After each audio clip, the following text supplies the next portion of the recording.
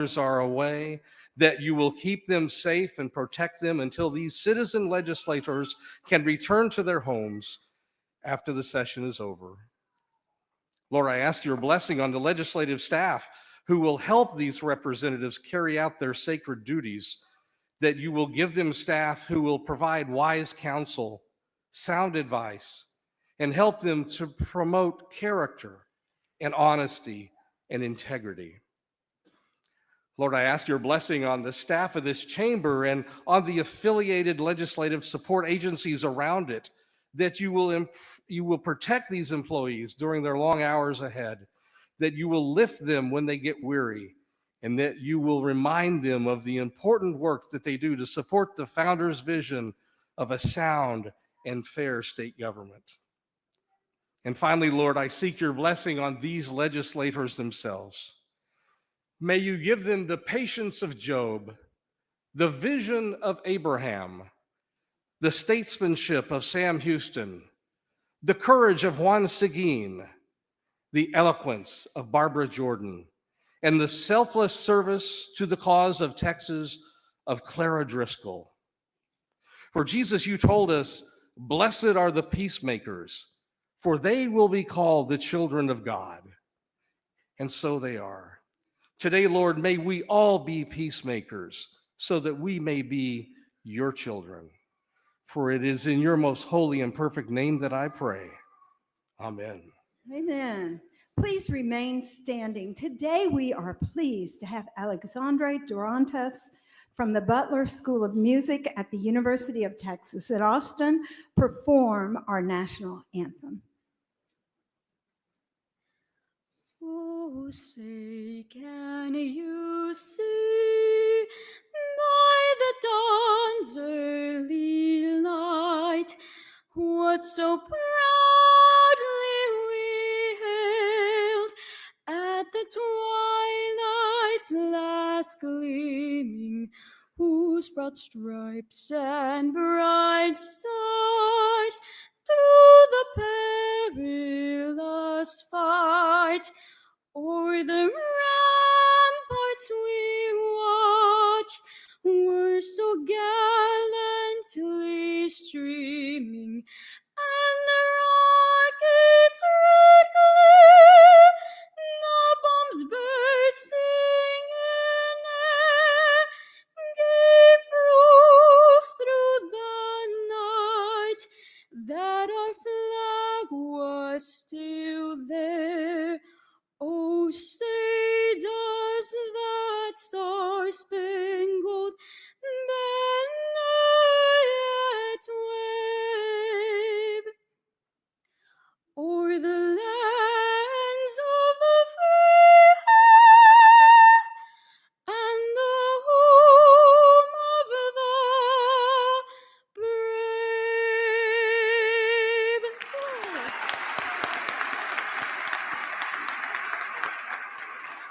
Thank you.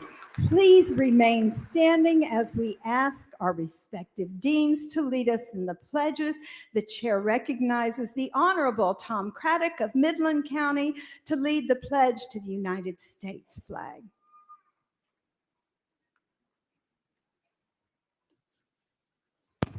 Good afternoon and welcome to the Texas Capitol. I'd like for you to stand, those of you who haven't, and turn around. I'm going to turn around. I want the American flags on the left, and they've already got it up there. I'd like for you to follow me, and let's hear it really strong for the Pledge of Allegiance. I pledge allegiance to the flag of the United States of America and to the republic for which it stands, one nation, under God, indivisible, with liberty and justice for all. Thank you. The chair recognizes the Honorable Zephronia Thompson of Harris County to lead the pledge to the Texas flag. Please join me in the Pledge of Allegiance to the Texas flag. I pledge allegiance to thee, Texas. I pledge allegiance to thee, Texas, one state under God, one and indivisible, with liberty and justice for all. Thank you, Dean Thompson. Thank you. You may be seated.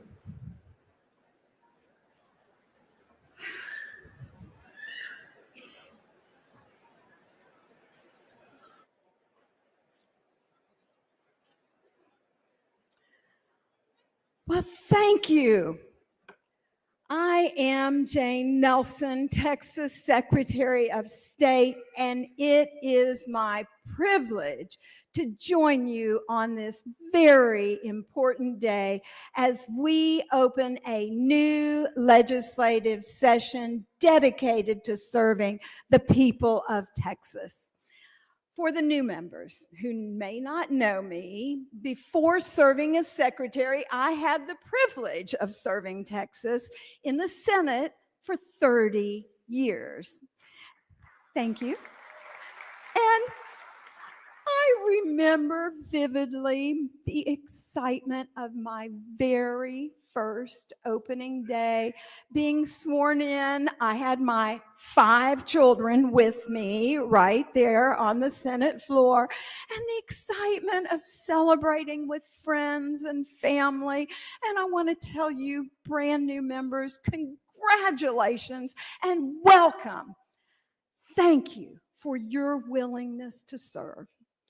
And returning members, welcome back. And thank you for continuing to serve the people of Texas. Many of you have family here with you, and I want to welcome all of the family members and friends who support these legislators. We understand the sacrifices you make when your loved ones answer the call to public service. So whether you're here today or cheering from home, I know there are cameras up there somewhere looking out, seeing, I just thank you for supporting these members. Thank you, truly. I wish everybody here could be where I am, looking at you, seeing what I see. A chamber that's filled with individuals and families that reflect our great state, filled with hope and filled with excitement. And don't forget to look around. I mean, just look at where we are. Did you look walking in at the magnificence of this building? Think of the history that has taken place here. Sometimes, Walter Fisher's been around longer than I have. Tom Craddock, I think you have too, Zephronia. I mean, some of us have been around for quite a while, and new members learn from those that have been around for a while. But sometimes when I was over there in the Senate working long hours, members, you're going to work long hours. Sometimes I'd been here long hours, and late at night, I would go up to the Senate chamber when nobody else was there, and I would sit in the Senate chamber and just think about those that served before me. I was inspired by the honor and the dignity and the pride of being a Texan. Now, did those members disagree with each other? Of course they did. You see that man sitting there, right? Mike, put up your hand. Okay, that's my husband right there. And I've been married to him for 50 years. Thank you. Thank you. And a side note, it took him 5 years to ask me to marry him, but that's an aside. But we certainly don't always agree. And we're just 2 people. Now, this body here is made up of 150 members, representing districts that are very diverse: urban, rural, suburban, rich, poor. Of course, there are going to be differences, but there are core issues that are important to all of us that are quite similar. We all want our families to be healthy and safe. We all want our children to receive a good education. We all want an economic climate in which businesses can grow and prosper. Today marks the beginning of 140 days of work on behalf of the people of Texas. There will be challenges and there will be debates. But remember, we are family. We are all Texans. We care about each other. We take care of each other. And together, we will continue to be the best state in which to live and work and raise a family. Thank you. And with that in mind, let's move on to the next order of business. See, Charlie Guerin, I promised you this would be short. The chair announces the appointment of the following temporary officers and employees of the House of Representatives of the 89th Legislature. The clerk will read the officers. Temporary officers of the 89th Legislature, parliamentarians Walter Fisher and Sharon Carter, Assistant Parliamentarian Thomas G. Samuels, Chief Clerk Stephen Brown, Assistant Chief Clerk Mark Cervantes, Journal Clerk Jennifer Teagan Duran, Voting Clerk Scotty Hagan, Sergeant at Arms Kara Coffey, Assistant Sergeant at Arms Brianna Wallace, Doorkeeper Alec DeGiulio, Reading Clerks Mason Roberts and Alyssa Vargas, Committee Coordinator Stacy Nicchio, Assistant Committee Coordinator Damian Duarte, Executive Director House Business Office Stephen D. Adrian, Assistant Director House Business Office Scott D. Siebert, Chaplain Gregory S. Davidson.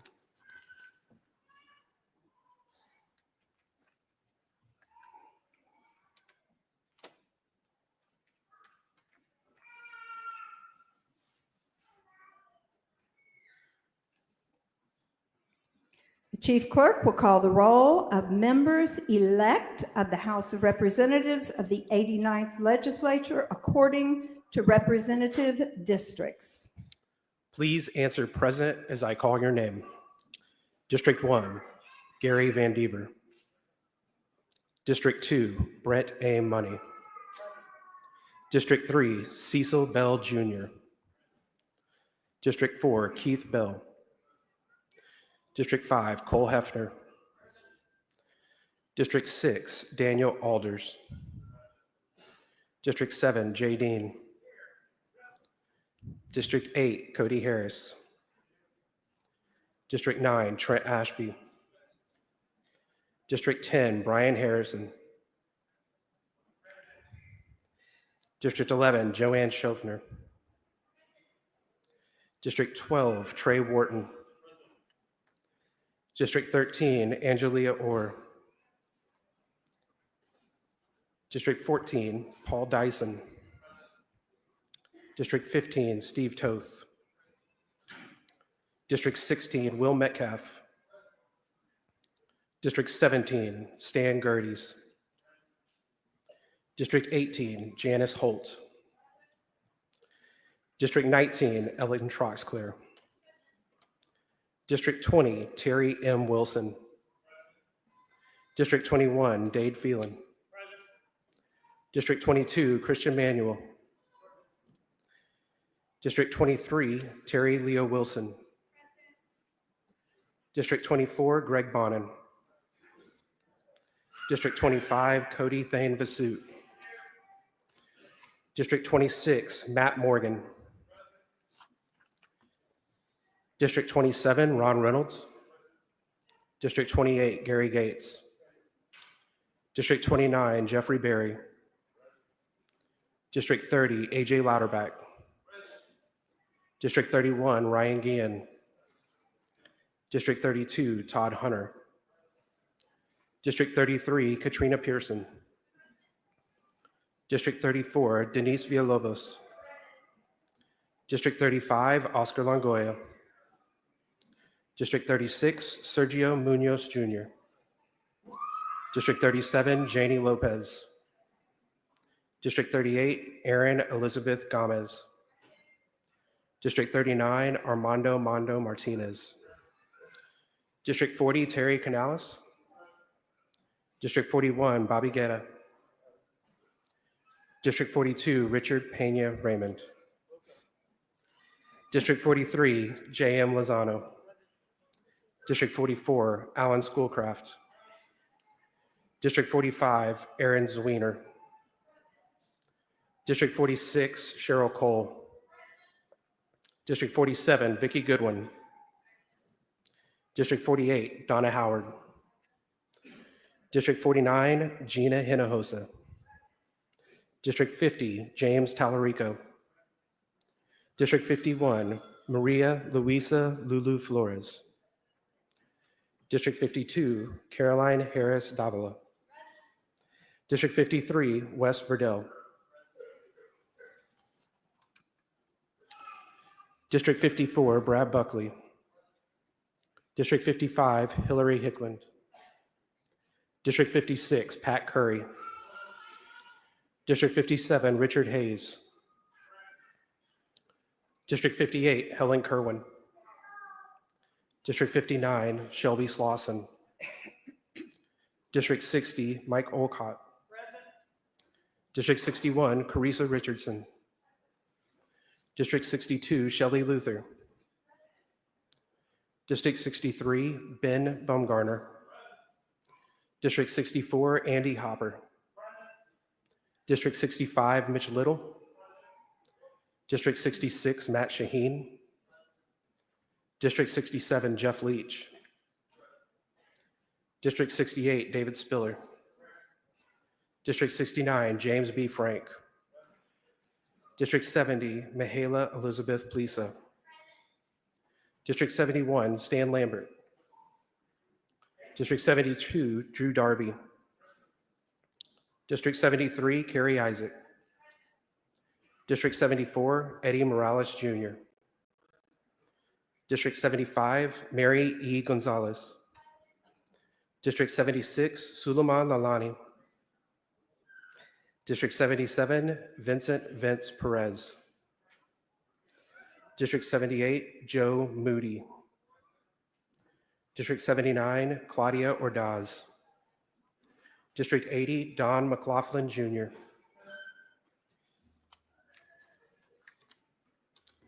District 81, Brooks Landgraf. District 82, Tom Craddock. District 83, Dustin Burrows. District 84, Carl H. Tepper. District 85, Stan Kitzman. District 86, John Smithy. District 87, Caroline Fairley. District 88, Ken King. District 89, Candy Noble. District 90, Ramon Romero Jr. District 91, David Lowe. District 92, Salman Bojani. District 93, Nate Schatzline. District 94, Tony Tinderholt. District 95, Nicole Collier. District 96, David Cook. District 97, John McQueenie. District 98, Giovanni Capriglione. District 99, Charlie Guerin. District 100, Vinton Jones. District 101, Chris Turner. District 102, Ana Maria Ramos. District 103, Rafael Anchia. District 104, Jessica Gonzalez. District 105, Terry Mesa. District 106, Jared Patterson. District 107, Linda Garcia. District 108, Matt Morgan.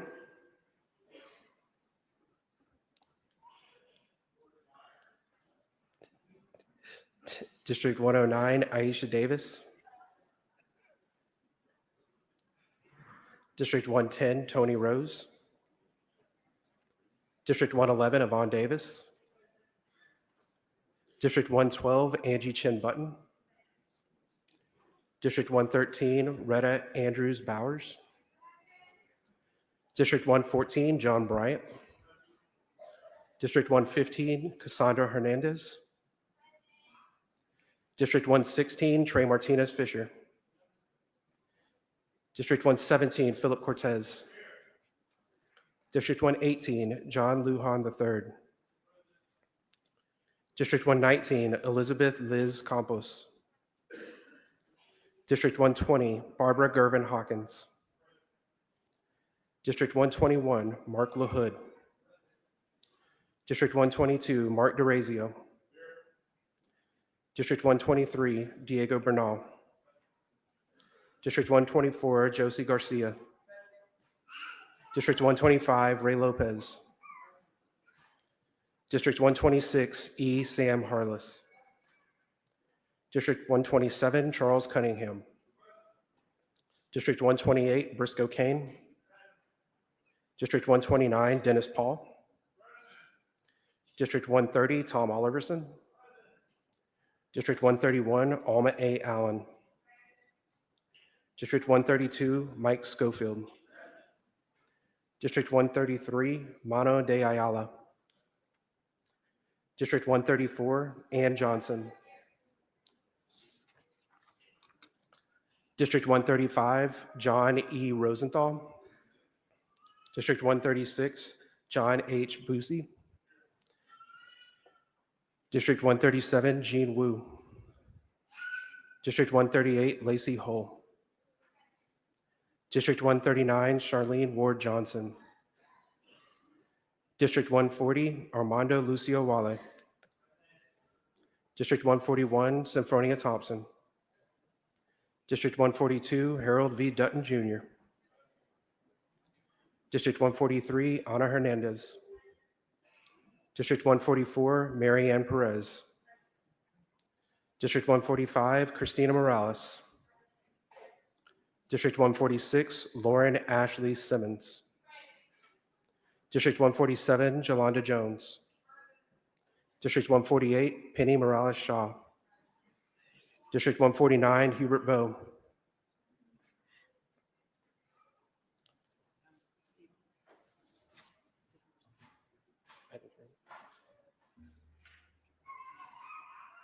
I've got Mr.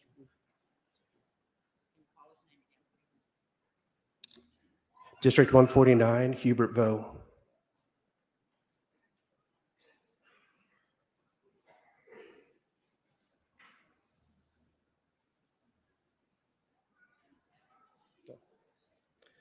District 150, Valerie Swanson.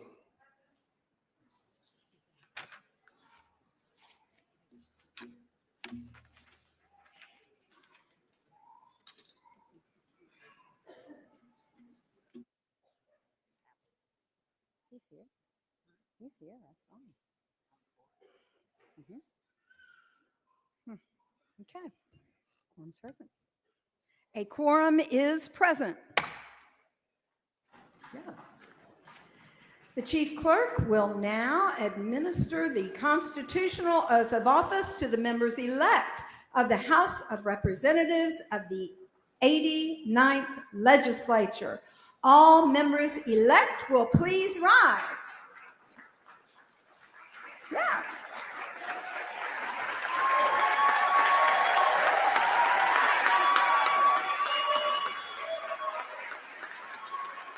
Well, they haven't been sworn in yet. Okay, all members-elect. Please raise your right hand and repeat after me, stating your name when I state mine. I, Stephen Brown, do solemnly swear that I will faithfully execute the duties of the office of member of the House of Representatives of the 89th Legislature of the State of Texas, and will, to the best of my ability, preserve, protect, and defend the Constitution and laws of the United States and of this state. So help me God. Congratulations, members. Now you can applaud.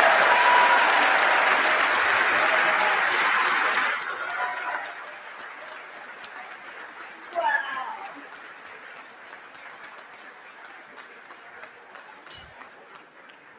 members. Next, we are going to start work on organization of the House, which could take some time. So, I would like to pause briefly so that members may take photos with their floor guests. Now, I know some of you have younger children who are going to want to sit through long discussions. So, when we reconvene in 10 minutes, only members of the House, temporary officers, and approved media representatives will be authorized to be on the House floor. Did everybody get that? So 10 minutes, I'm looking. All right, at 12:42, we're going to come back in. So does everybody get that? We're going to reconvene at 12:42, where members of the House, temporary officers, and approved media representatives will be authorized to be on the floor. The House is going to stand at ease until 12:42. Thank you.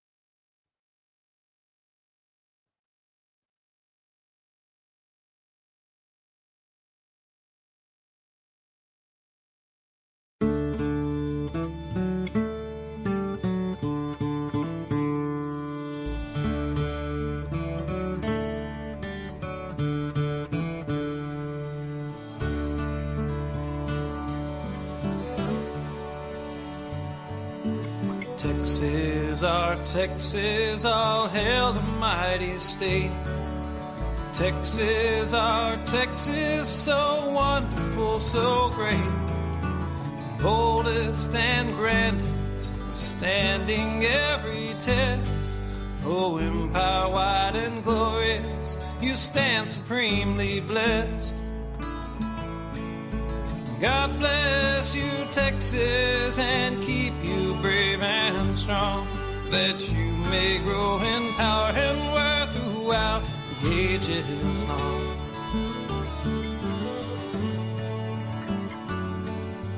Texas, oh Texas, your freeborn single star sends out its radiance to nations near and far. Emblem of freedom, it sets our hearts aglow with thoughts of San Jacinto and glorious Alamo. God bless you, Texas, and keep you brave and strong, that you may grow in power and worth throughout the ages long.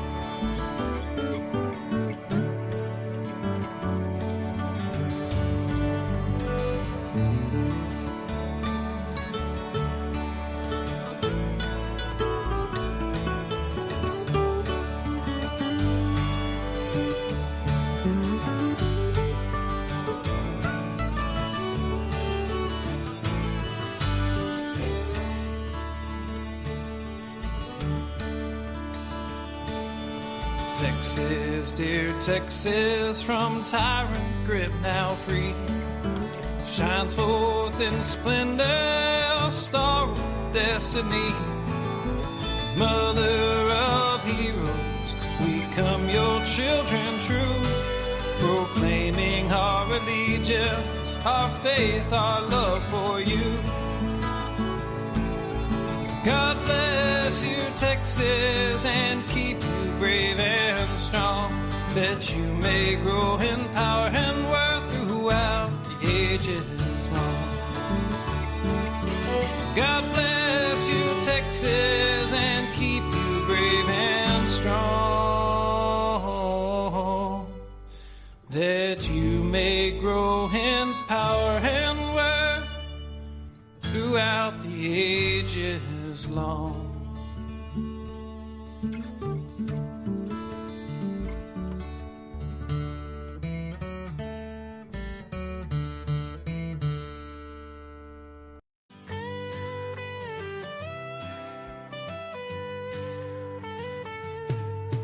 Standing at the border of what we used to know, 5 points in the darkness make a different kind of show.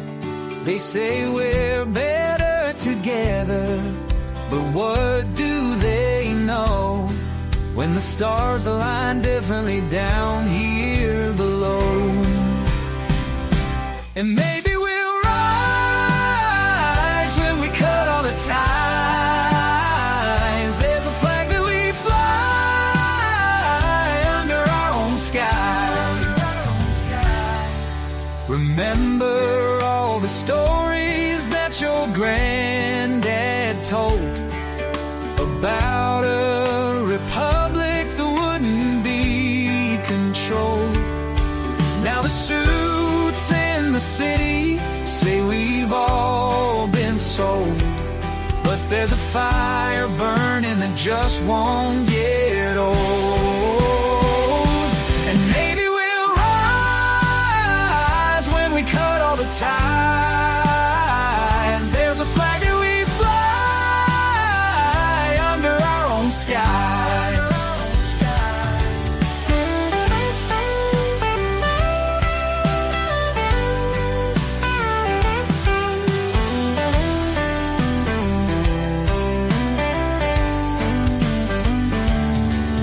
They draw their lines on paper, we draw ours in the sand. Some dreams are getting closer, while some don't understand. Don't understand. The highways stretch forever toward a setting sun, where cattle graze on memories of battles won. They say unity's the answer, but maybe we're done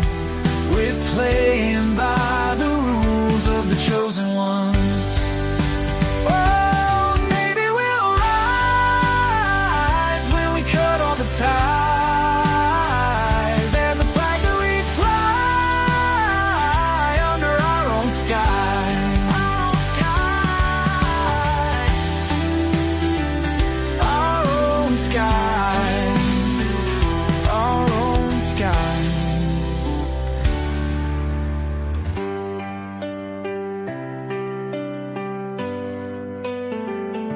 And maybe we'll rise when we cut all the ties. There's a flag that we fly under our own sky. Our own sky.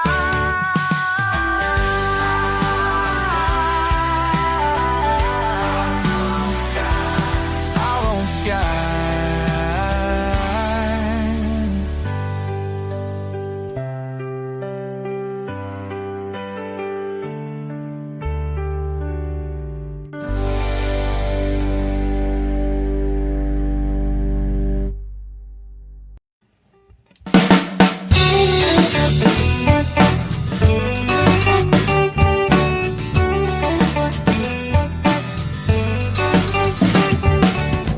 Well, the people in power, whether red or blue, they could not care less about Texas, me and you.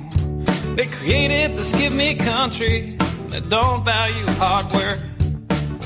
For a Texan to survive, all we need are some seeds and dirt. Texan rise, don't you hear your call? Got to save your country, for it's long gone. Texan rise, don't you hear your call? Got to save your country, for it's long gone.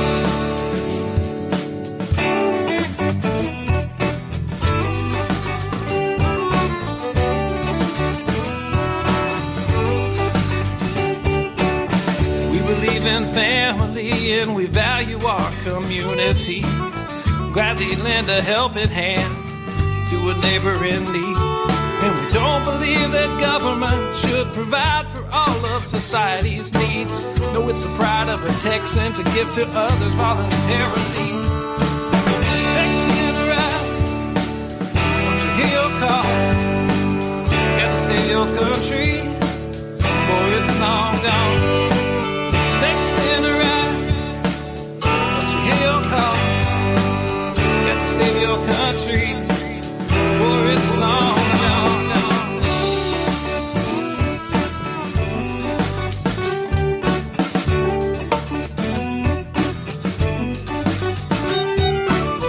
They like our tax dollars and they love our natural resources. They don't want to see us driving trucks, they'd rather see us riding horses.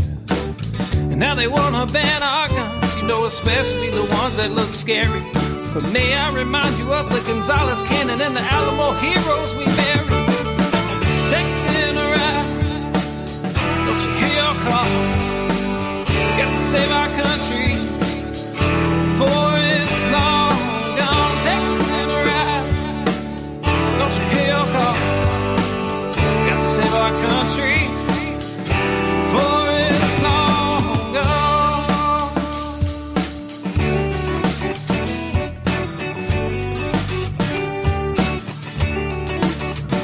This last verse is straight from the Texas Constitution, Article 1, Section 1 and 2. Look it up.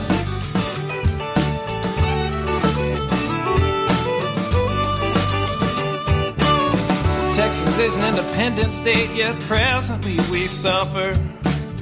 We no longer possess the right to locally self-govern. And now it's time as a people in which all political power is inherent.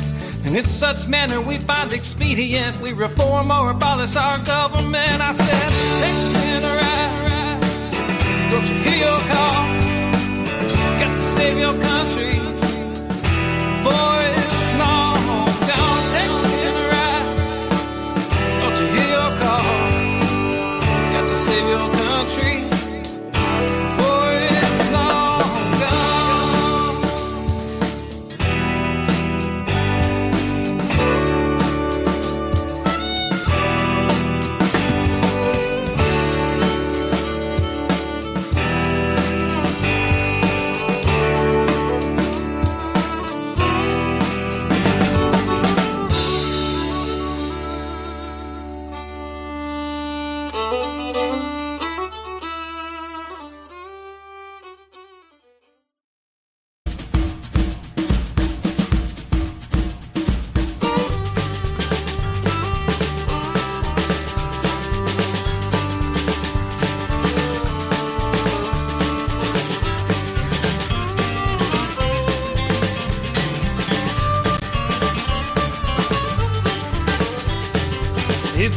you've no real voice. And at the polls, there's no good choice. And the best is a lesser evil, just two. And it is time for a real change. Instead of voting more of the same, only one solution restores the power of you. When Texan rights have been impaired, and it's gone on for many years, there's only one way left to correct it. You know the Texans are the best to decide the future of Texas, so pledge your vote today for Texas.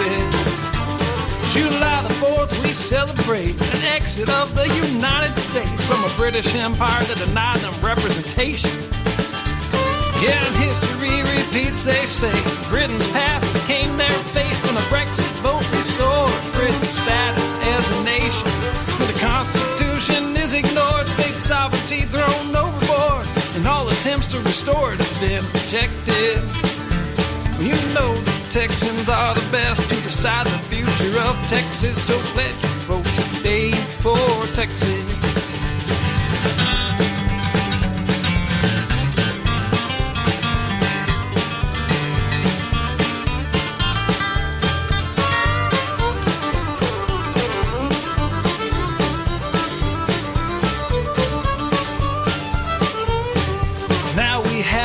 So high, no limits seem to apply. Is this the future we want for our Lone Star?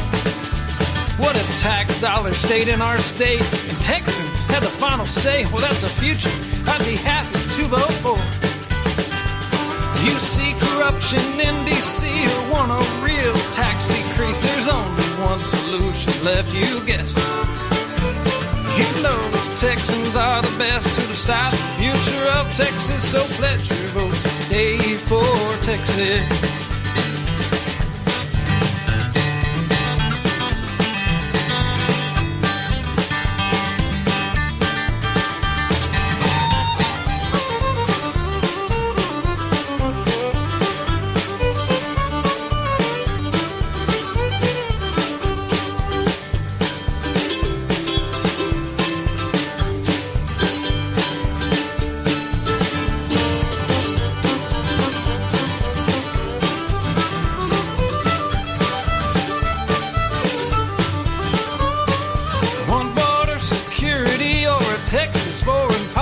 Are you tired of a government that acts so reckless? You know the Texans are the best to decide the future of Texas, so pledge your vote today for Texas. Do you love this Lone Star state? Have countless reasons why it's great. Perhaps you believe that God blessed it. You know the Texans are the best to decide the future of Texas. Don't pledge your vote today for Texas. Sign up at TexasNow.com.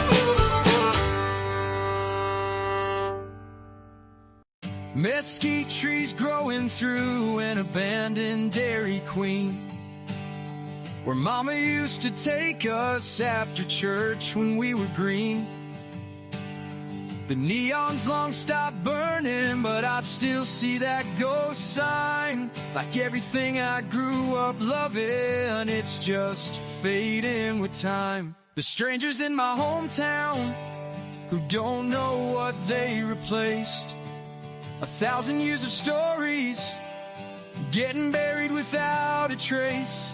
They say you can't stop moving forward, but nobody tells you the cost of watching everything you are become everything you lost. My daddy's boot prints are still set in that courthouse concrete from 1962, back when a handshake made men complete. Now they're gonna tear it down, build something shiny and tall. Say they'll put a brass plaque up to remember it all. The strangers in my hometown who don't know what they replaced. 1,000 years of stories getting buried without a trace. They say you can't stop moving forward, but nobody tells you the cost of watching everything you are become everything you lost. There's a man in a suit who's buying up all our names. Says he's gonna build a future like the past was something to blame. But what about the stories buried deep in this dirt? What about the memories? What about what they're worth? But there's still some fire burning in these stubborn Texas hearts. Still some places sacred that won't get torn apart. And if we stand together, hold on to what we know, we might save the soul of Texas before it's time to go. The strangers in my hometown don't know what they replaced. 1,000 years of stories getting buried without a trace. And every morning I wake up to find a little The more House is will gone, come to order. like watching shadows stretch across.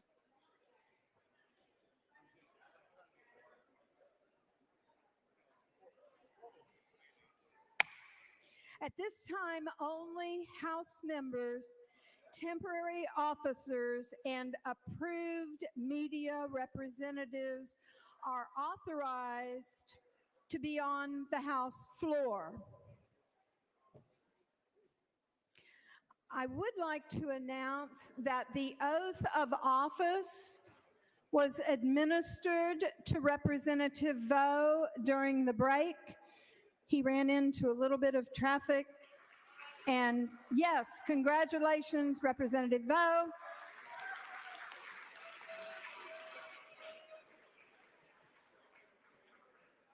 He is with us and has been duly sworn in.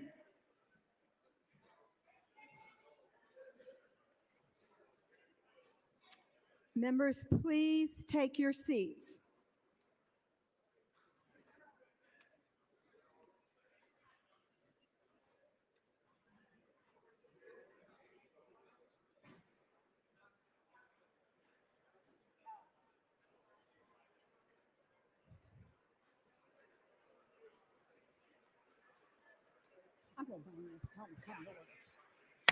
The House will come to order.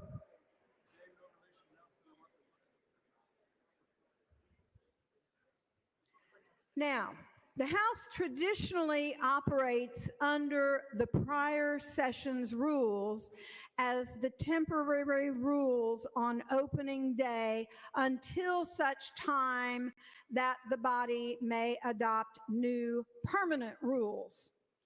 The House will now consider a motion in writing to adopt last session's rules as temporary rules.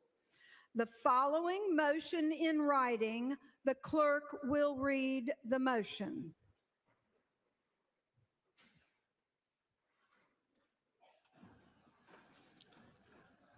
Motion in writing. The Honorable Angie Chin Button of Dallas County. Madam Secretary, I move to adopt the House Rules of Procedure from the 88th Legislature, accepting Rule 16 as temporary rules. The chair recognizes the Honorable Angie Chin Button of Dallas County to explain the motion. First, Madam Secretary, let me express my sincere appreciation. This is such a great honor. Thank you. Love you. Members, this is the motion we typically adopt prior to the speaker election on opening day, to use the prior session's rules as temporary rules. As we did last session, we are excluding Rule 16, the pandemic rule, which was never activated during the 88th Legislature. The House Rules Manual from the 88th Legislature, which is over 300 pages, is also available online on the House website. As we typically do, the House will fully debate our permanent rules of procedure for the 89th Legislature after the speaker is elected. I move adoption.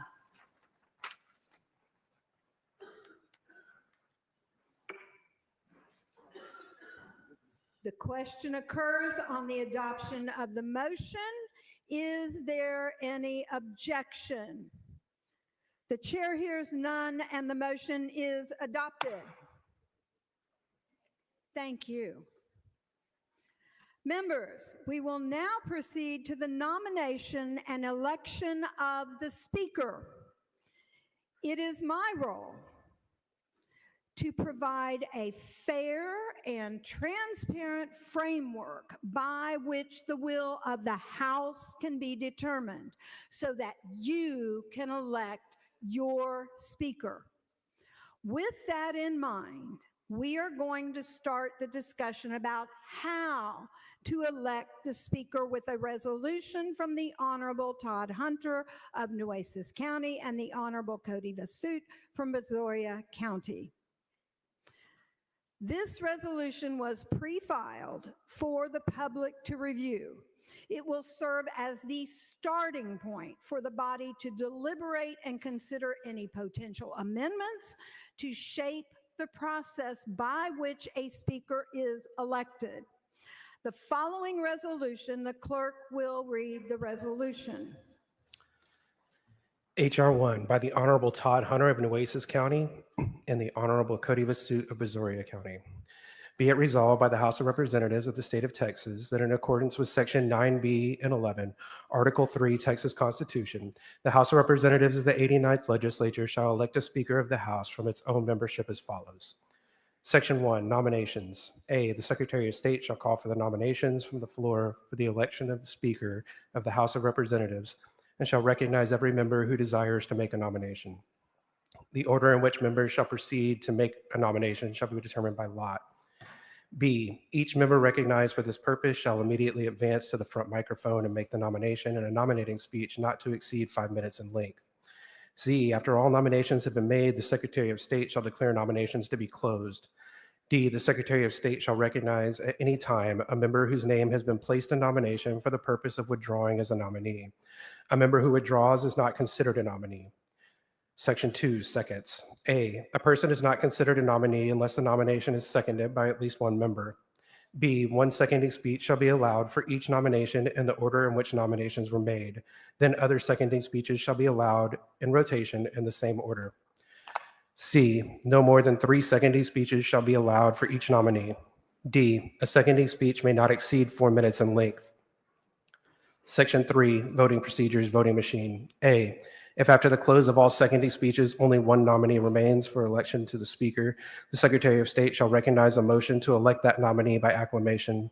If no motion is made, or 5 or more members make a written request for a record vote, the members shall record their votes from their desk on the voting machine with yeas and nays taken as in other record votes of the House. B, if there are 2 or 3 nominees for Speaker, the members shall record their votes from their desk on the voting machine with a different colored light on the machine indicating a vote for each nominee. The presiding officer shall draw lots to determine the color for each nominee. C, before the close of voting on the voting machine, the presiding officer shall provide several warnings to the members that the voting period is about to close.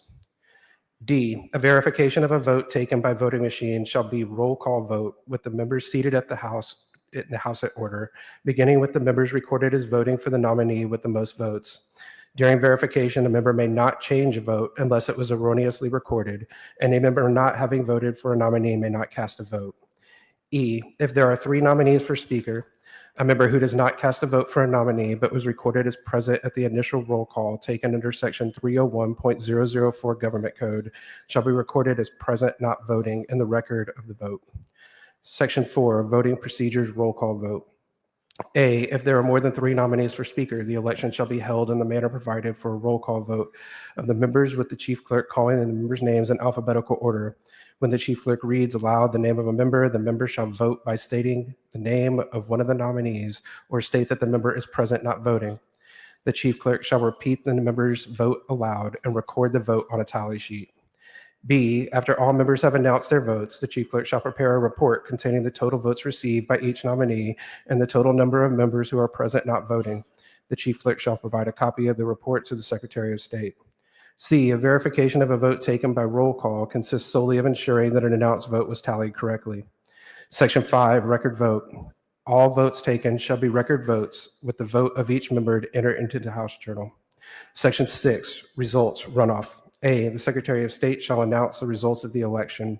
If a nominee receives 76 or more of the votes cast, the Secretary of State shall declare that the nominee to be elected to the office of Speaker of the House of Representatives. B, if no nominee receives 76 or more of the votes cast, the two nominees receiving the largest number of votes in the initial vote shall be in a runoff conducted by a voting machine as provided by Section 3 of this resolution. The Secretary of State shall announce the results of the runoff and declare the nominee receiving 76 or more of the votes cast to be elected. C, in a runoff between two nominees or no nominee receives 76 or more of the votes cast, additional rounds of runoff voting shall occur between the same two nominees until one of the nominees in the runoff receives 76 or more of the votes cast. Section 7, tie votes.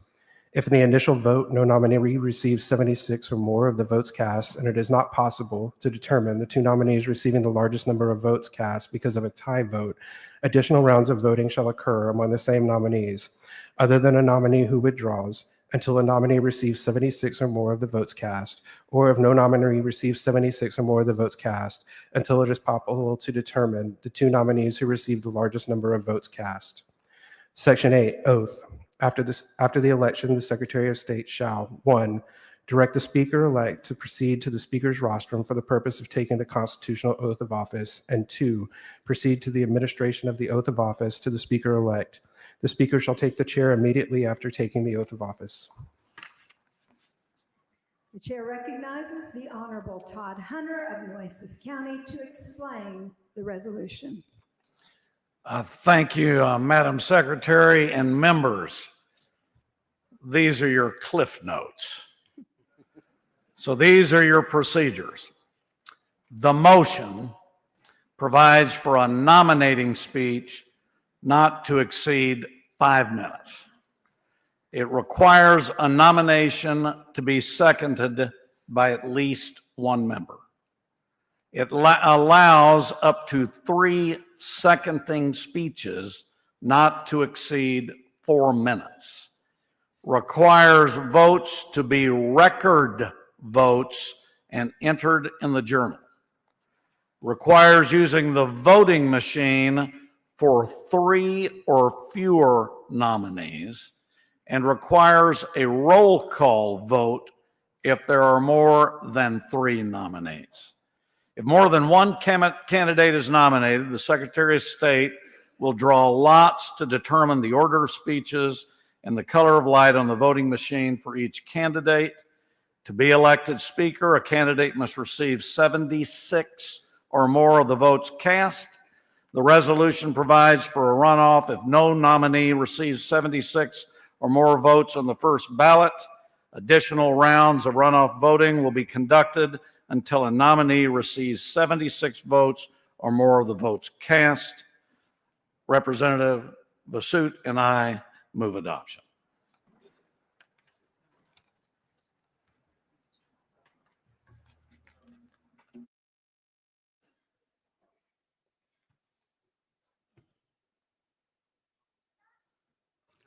Ms. Thompson, for what purpose? Madam Secretary, does the gentleman yield for a question? Does the gentleman yield? Yes, ma'am, he does.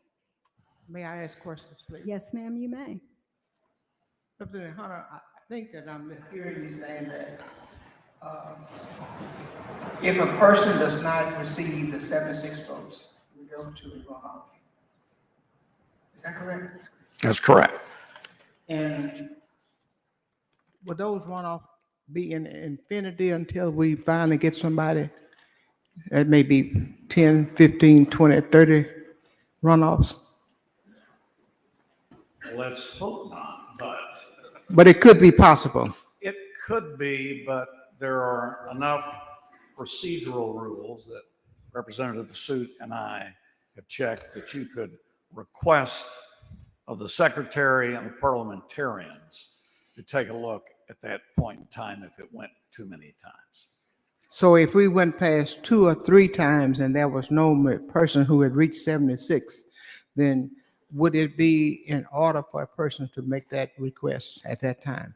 It would be in order to make the request, but you would need to do it of the secretary and the parliamentarians. Thank you very much.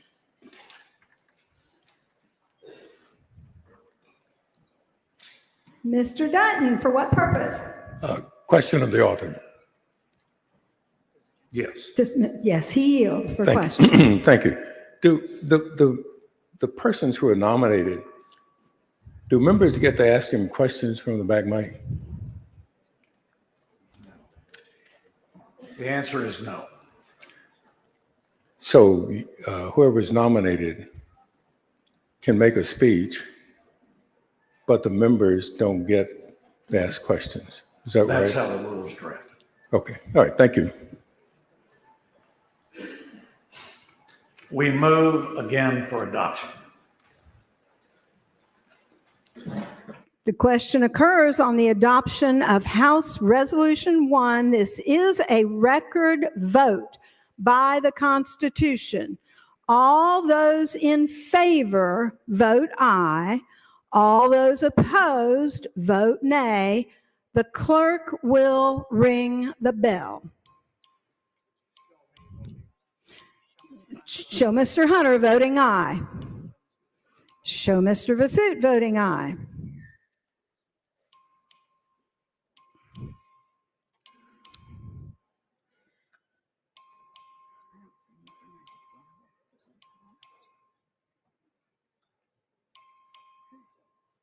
Have all members voted?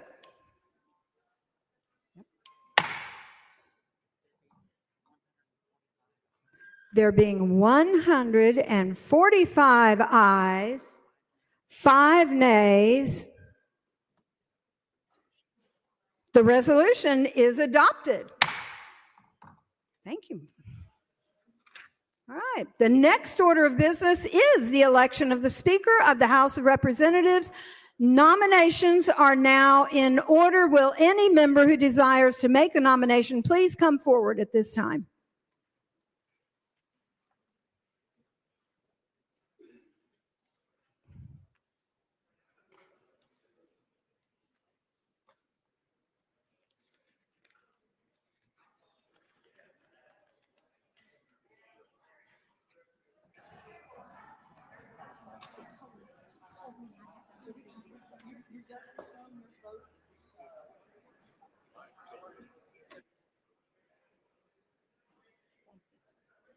Thank you. Thank you. What? Everybody's coming down to nominate? Holy moly. Okay, just bring it on down. To do. Line it up.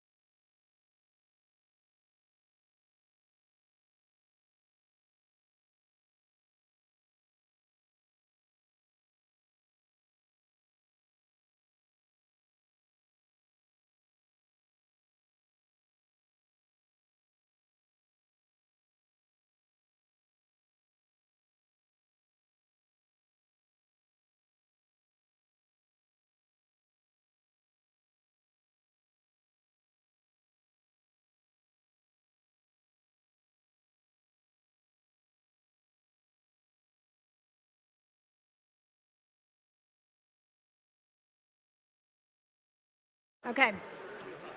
I'm hot. Okay. Members, pay attention. Under the terms of the resolution adopted by the House, I will now draw lots to determine the order in which members will proceed to make a nomination. Okay? Okay, here we go. Okay, here we go.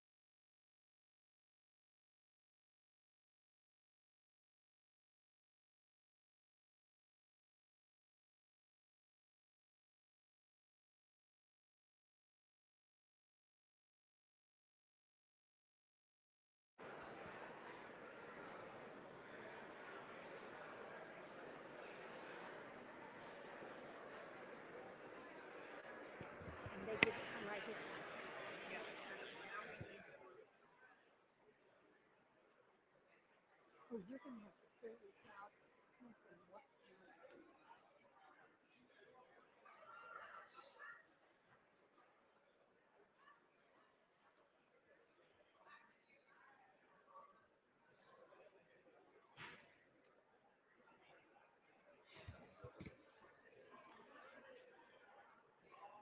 She's going to fill it.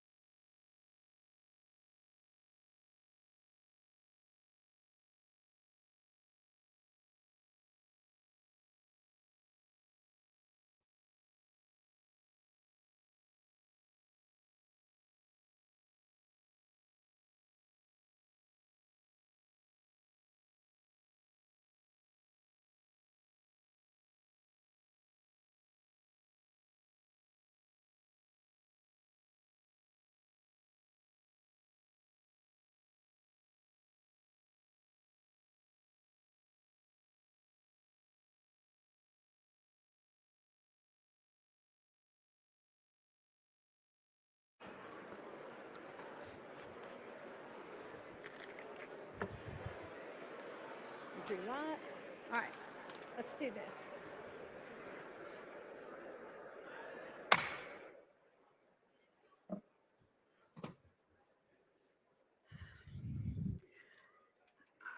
The chair recognizes the Honorable Cristina Morales of Harris County to nominate Ana Maria Rodriguez Ramos of Dallas County.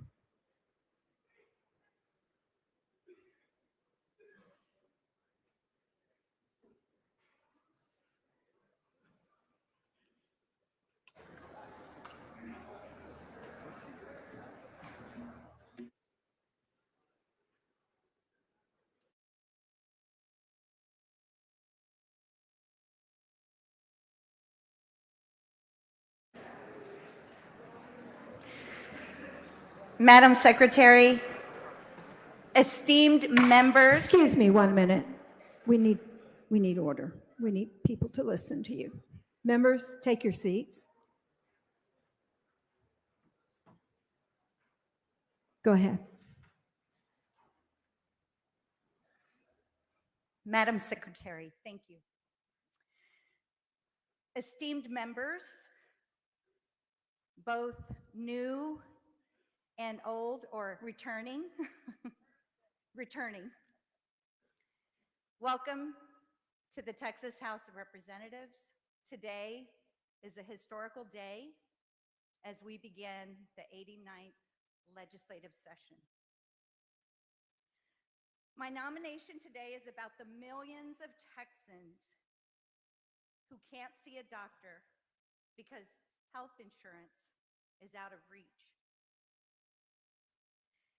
It is about the Texas children dying in the very classrooms where they should be safe from harm. It is about the millions of Texans who can't make ends meet despite showing up and working hard every single day. These challenges demand leadership that understands them at a personal level and has the courage to fight for solutions. It is imperative that we elect a speaker who knows working Texans struggle firsthand and puts the needs of our most vulnerable above the elite. The reality is that Texans are dying. Texas children, like my constituents, Landon Payton or Sergio Rodriguez, should have been safe in their schools in my district, in Texas District 145, but instead had their young lives cut short. Landon, when school issued medical equipment, failed, and Sergio, when he had no option but to cross lethal train tracks to get to school. Sergio and Landon are stories that happen every day in all of our districts. Children are becoming statistics, and we have the opportunity to act and put an end to these preventable deaths. We have failed them in this House, and we must ensure that no more parents have to bury their children. Many of you know that I was an orphan by the time I was a teenager. And it was my family members, like my siblings, my cousins who were here today, my grandparents, that took care of me after my parents were gone. Outside of these walls, families, neighbors, and communities put aside their disagreements to protect each other. But members of this body don't look like the rest of Texas. We as members vote on policy that impacts every Texan, but we rarely know what it's like to choose between paying a light bill and buying groceries. It's time we elect a speaker who does. Representative Ana Maria Rodriguez Ramos grew up in East Dallas, the daughter of Mexican immigrants, and was raised by a single mom. She is the middle child of 7 siblings who frequently tussled with her brothers and sisters for scarce resources, surviving in the hot Texas heat and blistering winters in any way that they could. Much like in my family, Ana Maria's older sisters stepped in to care for the younger ones.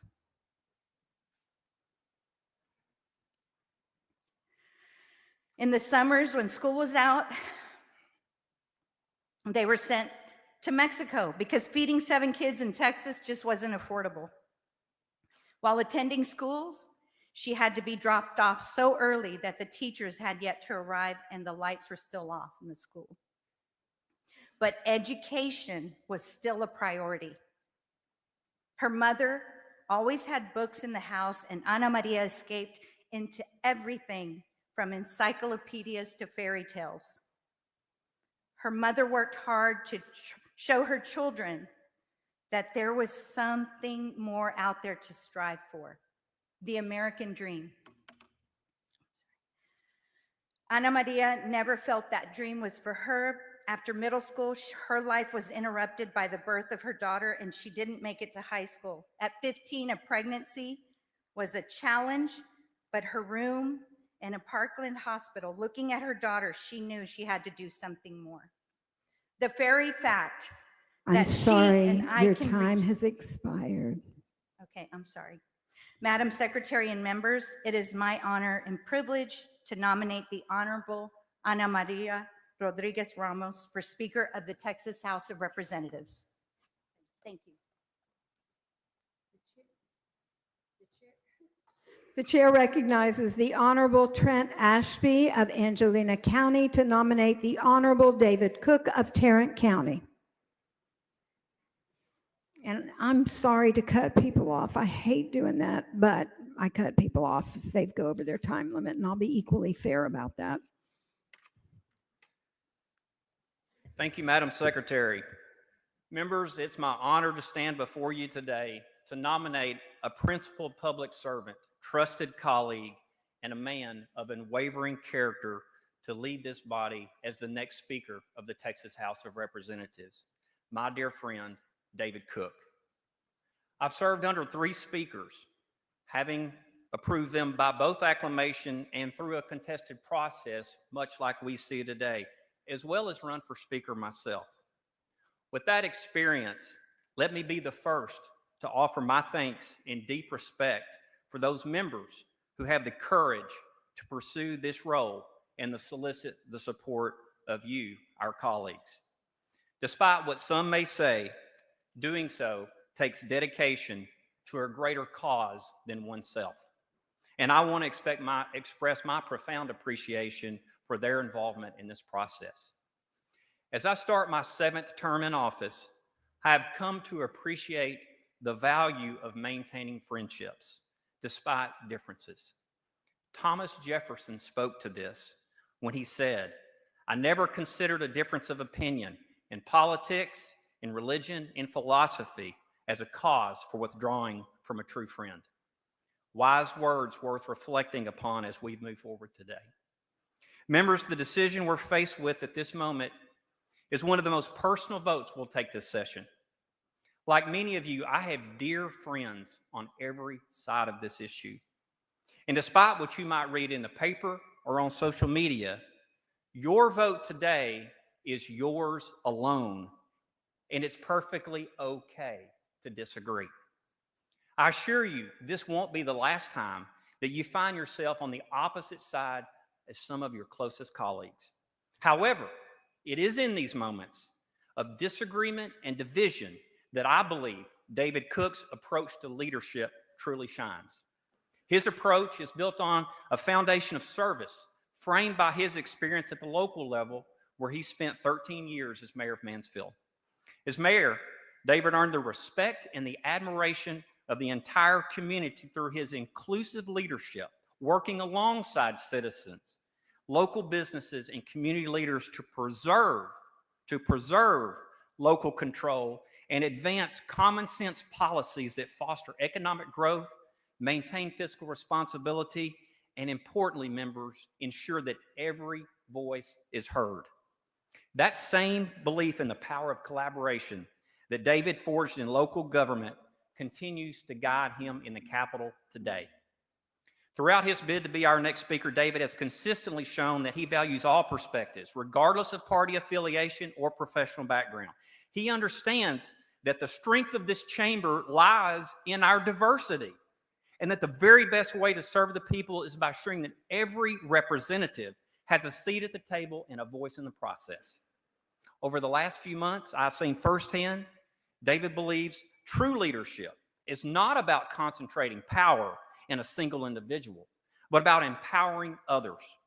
He has consistently sought input from colleagues, proposed bold solutions to complex issues, and worked tirelessly to build trust and respect, bringing out the best in all around him. David has been vocal that his vision for the Speaker's office is one that strikes a balance between preserving the institutional practices that make our body so special while establishing clear, consistent rules and members applying them equally to promote trust and provide the level playing field that is essential for effective governance. Under David's leadership, the Speaker's office will be accessible to all of us and will serve as a hub for teamwork, where every representative can exchange ideas and advocate for our constituencies. David values cooperation over conflict, service over self-interest, and the priorities of Texans over the pressures of outside forces. He has made it clear that as Speaker, he will not only defend this chamber's longstanding tradition of collaboration, but work to strengthen it. Members, we face a critical choice at this hour: continue down the same path or chart a new one to make this House great. Today, I ask you to join me in supporting a leader who will govern with integrity, respect every voice among us, and lead us into a new era as a united House. Members, I believe that man is David Cook, and I humbly ask for your vote to make him the next Speaker of the Texas House. Thank you. May God bless you, and may God always bless our beloved Texas House of Representatives. Thank you. Thank you. The chair recognizes the Honorable Charlie Guerin of Tarrant County to nominate the Honorable Dustin Burrows of Lubbock County. Thank you, Madam Secretary, and my former senator. And let me tell you something, you can't have a better senator than I had right there. That's true. Thank you.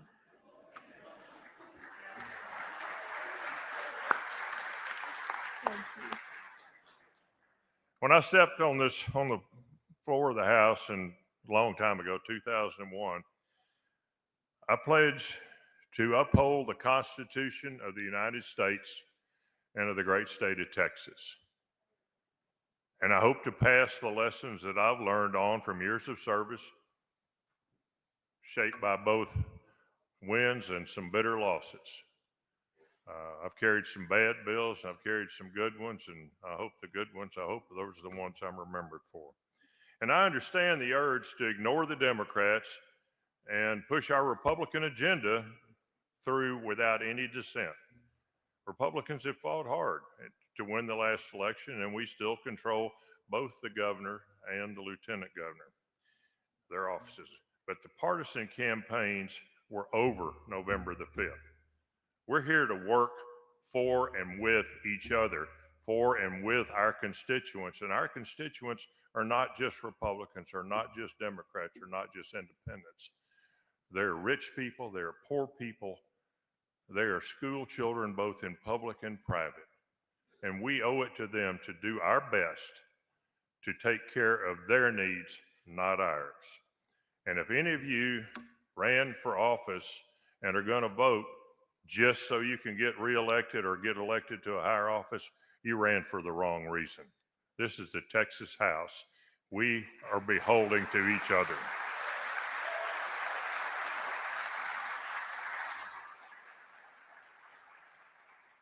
We need to elect a speaker who will uphold our traditions, and despite what you heard from paid influence, paid by billionaires that want to control this room, they're not going to. By working together, both Republicans and Democrats, we have passed major tax relief, very conservative, but major tax relief. We have provided more money to help secure our border, and we have worked together to get to these places. And once again, back to these people that are trying to buy the house. There's some really important things to defend here. I've seen Speaker Craddock and Dean Thompson work together on mental illness and hospital issues. They can work together to get things done. He's a really good Republican. She's a really good Democrat. They're friends and they can work together the same way that Ms. Thompson has worked with Senator Huffman on some very, very important issues related to human trafficking. Thank you, Ms. T, for that. This is our Texas. We are all different people, but we share a goal that all Texans deserve an opportunity for success, education, and safety. They're not values that are limited by either primary or either party. We all share the commitment we made when we hit this floor and we took an oath to the God to support the Constitution and laws of this great state.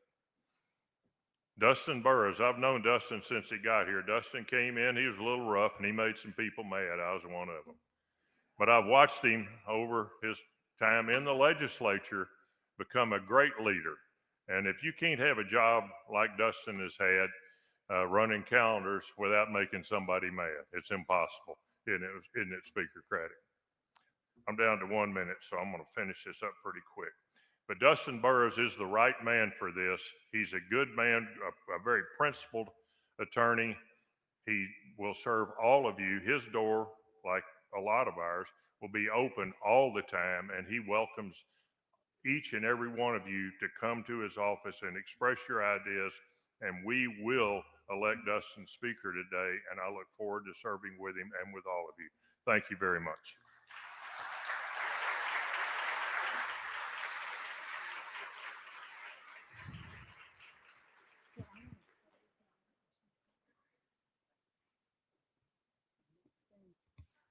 So I asked.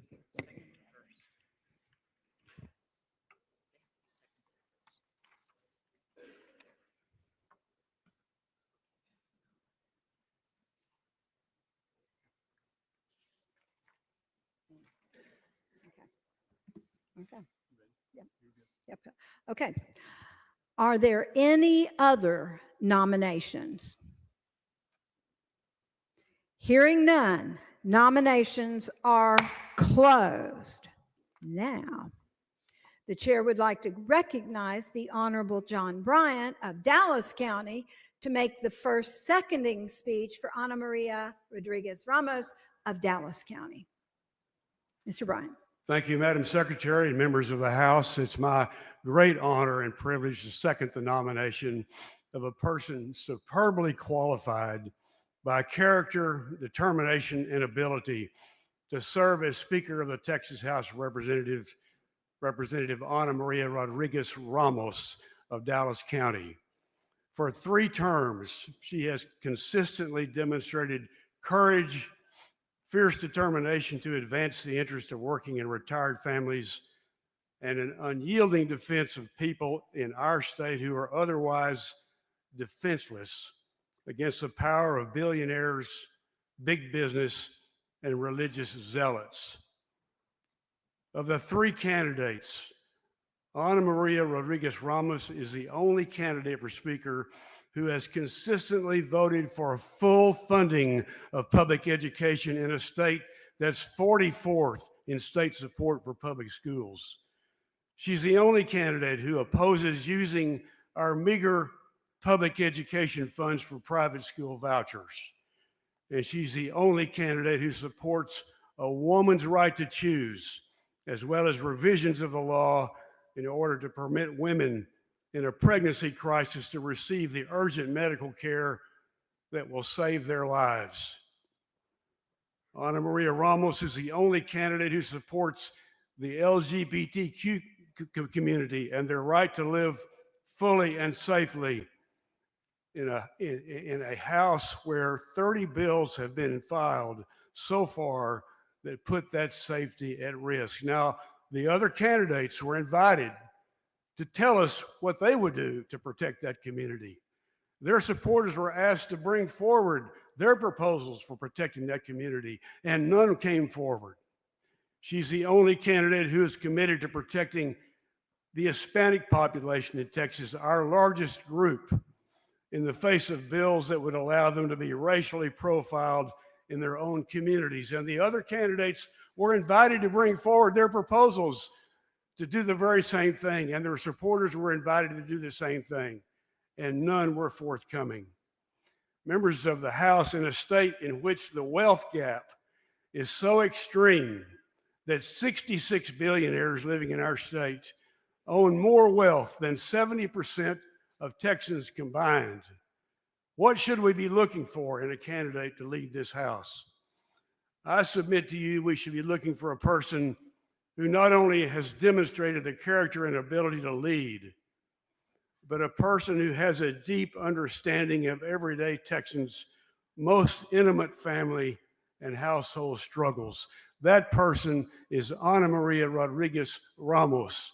I commend her to you. I ask you to vote for her for Speaker of the House, and it's my honor to second her nomination. Thank you. The chair recognizes the Honorable Ellen Troxclair of Tarrant County to make the first seconding speech for David Cook of Tarrant County. Hello, friends and colleagues. It is such an honor to stand before you today and to serve alongside each and every one of you. I know I came here for a reason, and I know that you all came here for a reason too. We came here because we want to make a difference. We want to deliver for our districts. We want to make Texas an even better place to live. We want to serve with integrity. And we want to follow through on the issues that led us to seek this public service in the first place. But in all of the complexities and the challenges that we face, it can be easy to lose sight of what matters most. When we're in this building around these big personalities and the grandeur of this building and this responsibility, it's easy to fall into thinking that this job is about the politics, that this job is about the power. But when we take a step back and remember why we came here, you know just as well as I do that it is not about us. It is about them, the people we came here to represent. And in that spirit, we need a leader who remembers that too. A leader who is focused on delivering real, meaningful results for all Texans. A leader who isn't out for personal gain, but is firmly committed to lifting others up. Over this past session, I've had the privilege of seeing David Cook in action. What I've witnessed is a leader who gives without expecting anything in return. When I found myself in a difficult position with one of my bills last session, unsure of how to proceed, David proactively offered to help. Not because he needed something from me, not because he expected something in return, but because he genuinely wanted to make sure his colleague, someone that he did not know before last session, that his colleague was successful. His service was not transactional. It was about making things better for the people that he serves alongside every day. And I know that each of you has experienced that same respect from him consistently, day in and day out. Whether you are a freshman or a veteran, whether you're a Democrat or a Republican, he listens, he responds thoughtfully, he creates space for others to have their voices heard.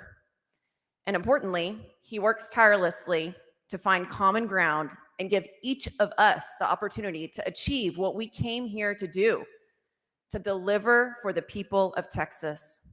This is the kind of leadership we need in the speaker's chair. Someone who isn't focused on their own agenda, but who understands that true leadership is about facilitating the success of others, someone who seeks opportunities to do just that, whether it's accomplishing something for our districts or helping us navigate the challenges we know that we will face in the heat of session. David Cook embodies the spirit of service. He is the kind of leader who leads not by commanding, but by motivating and empowering, not putting others down, but lifting others up. You heard that time and time again from him, from Representative Ashby. He's the kind of speaker who will unite this body, who can make sure that every member can succeed, and ultimately who will deliver for the people of Texas. I ask you today to join me in voting for my friend David Cook for Speaker. Let's choose a leader who will put us, and more importantly, Texas, first.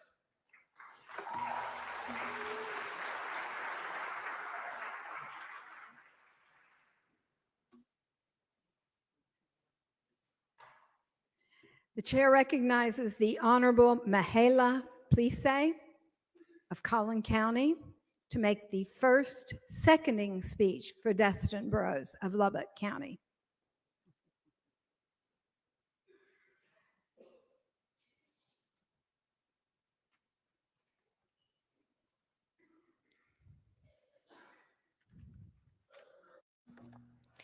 Thank you, Madam Secretary, members, and honored guests in the gallery. I rise to second the nomination of Chairman Dustin Burrows as the next Speaker of the Texas House. As the granddaughter of immigrants, I was called to public service because of the stories my grandparents told me while I was growing up about what life was like living under the darkness of totalitarian rule, the struggles against communism. When I was sworn in today, it was on my grandmother's Bible. She passed away last year at the age of 95, but her incredible wisdom and history lessons is what guides me today. Our family came to this country not just for the promise of peace, but for the promise of opportunity. Most importantly, the opportunity to be heard. Members, there are forces inside and outside of this building my grandmother would recognize immediately. Ones dedicated to shutting down discourse, dedicated to ending opportunities for people like me and districts like mine from having a seat at the table. My family stories taught me that the importance of our democratic institutions is about the freedom to speak, the freedom to disagree, but ultimately to work together, free from fear of intimidation or reprisal. From McKinney to McAllen, Texas moves forward when we work together, even when we disagree. And I can guarantee you, I will disagree with Chairman Dustin Burrows. However, we need a speaker who will cultivate an environment allowing us to work through our disagreements with mutual respect. That's why I'm supporting Dustin Burrows, not because we agree on everything, but because he understands that this house, this is the people's house. It's for all Texans, even Democrats from Collin County.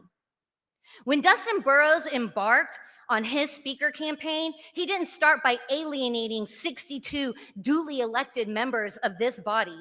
He did it with mutual respect and reaching out to members throughout this body. So take a minute and look around this chamber and think about the members that you know that are supporting Chairman Burrows. Freshman members you might have just met, to senior members who you look up to for mentorship. Rural and urban voices, conservatives, moderates, and yes, even progressives. It looks like Texas, all of Texas. And to my Democratic colleagues, I know some of y'all are thinking about waiting for a second ballot, but friends, today is not the time to play risky games. That's exactly what the people who want to silence our voice want this chamber to do today. So members, look around this historic chamber again. Notice the paintings and the composites on the wall, the generations who came before us. This should be a reminder that this house is bigger than any one party and any one person. That's what this vote is about. What institution we leave when our time here comes to an end. So members, It's time to clock in and get to work for the people of Texas. And that starts with our first vote for our next speaker, Chairman Dustin Burrows. And let's show Texas that its leaders will not bend the knee to intimidation, but instead rise up, united, to protect the independence of this Texas House of Representatives. Thank you, members. God bless Texas, and let's get to work. The chair recognizes the Honorable Yolanda Jones of Harris County to make the next seconding speech for Ana Maria Rodriguez Ramos of Dallas County. Thank you. I rise today to second the nomination of Representative Ana Maria Ramos as Speaker of the Texas House of Representatives for the 89th legislative session. Democrats, we are at a crossroads. Our decision today won't just shape this legislative session, but the future of our party and our state. Texans, especially the voiceless and overlooked, are watching us. They need to see that we have the courage to fight for them, even when it's tough. The 88th legislative session taught us that when we stand together, we can win. We were the minority party then. We defeated school vouchers with Republican allies. But the voucher fight is not over. They're on the table again. And with the wrong speaker, trust me, they'll be shoved down our throats. It'll be the first step in dismantling public education, robbing our kids of a free education. Representative Ana Maria Ramos will stand with us in this fight. But this fight isn't just about vouchers. It's about everything we stand for as Democrats and poor people in Texas. It's about stopping hate, the hate of diversity, equity, and inclusion, of immigrants, of the LGBTQ+ community. It's about defending rights, the rights of parents to choose the best medical care for their children, and women to choose what's best for our bodies without state interference. The right to be paid a living wage for an honest day's work. It's about fully funding historically Black colleges and universities. But y'all don't know that's called HBCUs, because I found out a whole bunch of people in this chamber don't know what an HBCU is. It's about fully funding public education, especially neighborhood schools. It's about criminal justice reform, affordable health care, which includes expanding Medicaid. It's about affordable housing and affordable groceries, creating more jobs and fixing the grid, making Texas a place where hardworking people, not just rich, have the opportunity to succeed. The only speaker candidate that has pledged to fight these priorities is Representative Ana Maria Ramos. Those that are in leadership and those that are running have vowed to keep us out as chairs. Some really bad bills passed last session. They hurt my constituents. Our constituents want us to stand up and fight for them unapologetically, even if there's a chance we could lose. Representative Ramos will do just that. As I reflect on this moment, I'm reminded of Harriet Tubman, who said she could have freed so many more people if they only knew they were enslaved. Right now, some of us are enslaved, not by chains, but by fear. Fear of losing, fear of retaliation, fear of standing up to our oppressors. Even if you think Ana Maria Ramos can't ultimately win this first round, I think we should show Texans that we can stand together. I'm personally voting for Ana Maria Ramos because she's the only Democrat in this race. Y por mi familia latina, mi abuela siempre decía que no se puede saber quién es la gente en los buenos tiempos. Se descubre en los tiempos difíciles. Supongo que los tejanos verán quién es el caucus demócrata de la Cámara de Representantes en este momento difícil. My grandmother always said, you can't tell who people are in good times. You find out in hard times. I guess Texas will see who the House Democratic Caucus is in this tough time. And I respectfully ask for you to vote for Ana Maria Ramos for Speaker of the Texas House. Thank you. The chair recognizes the Honorable James Frank of Wichita County to make this next seconding speech for David Cook of Tarrant County.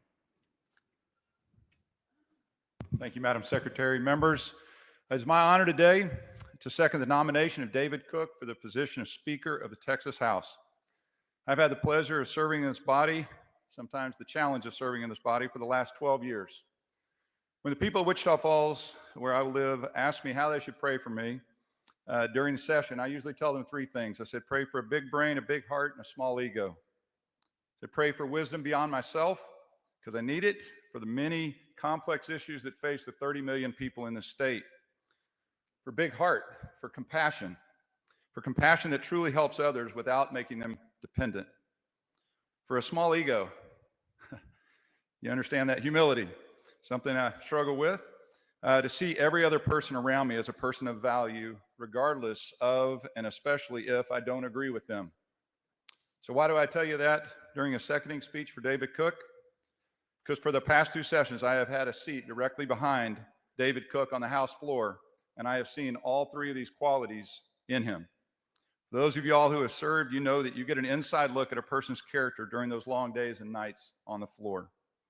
And David Cook truly does have wisdom and a big brain. He's a lawyer, the long-term former mayor, and he has become a leader in his short time in the House. He has a big heart. He has compassion. He works on juvenile justice reform, the bills that he works on. He has helped me with the CPS bills that I have worked on. He wants good things for people. And he has a small ego. He has humility, which, given the importance of the role and the gravity of the role that we are about to vote on, may be the most important characteristic of the three. David is a good man, but he is not just a good man. He is committed to making sure that every single member of the House is heard and that you are able to represent your district. If you're a Republican today, the choice is clear. Our caucus met and elected a speaker nominee. Today, we simply follow through on the promise that we made our constituents. If you're a Democrat here today, why should you vote for David Cook? I would suggest it's a seat at the table. In talking to my Democratic colleagues, including one of the speaker nominees, Ana Maria Ramos, one of my favorite Democrats, only a small number of you are actually invited to the table to negotiate most of the important bills of session. Even fewer of you have input on the appropriations process, even though it directly impacts your district, even though each of us represent the same 200,000 people. David is committed to the kind of consistent meetings during session that will help ensure that every single member in both parties gets their opinions heard for those who want their opinions heard. Members' input is why most of us ran. I wasn't going to make that 1 minute left. All right. Input, members, is why most of us ran, to influence policies on behalf of our districts, not to be told by a select group in leadership how to vote and what our districts would get. Because at the end of the day, this vote is not really about the individuals running for speaker, but about your individual ability to represent your district. I believe that David Cook gives more members an opportunity to actually represent their district than any other candidate. Please join me in voting for David Cook as Speaker of the Texas House. Thanks. The chair recognizes the Honorable Tony Rose of Dallas County to make the next seconding speech for Dustin Burrows of Lubbock County.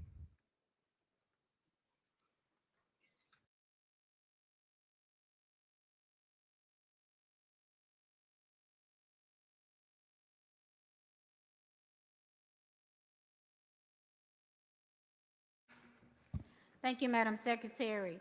Members, I rise today to second the nomination of Dustin Burrows for the Speaker of House of the Texas House of Representatives. I met Dustin prior to him even being sworn in at an event. I actually thought he was a staffer, but he looked so young. He like a kid fresh out of college, but I learned quickly that he was a member-elect. He just looked so young.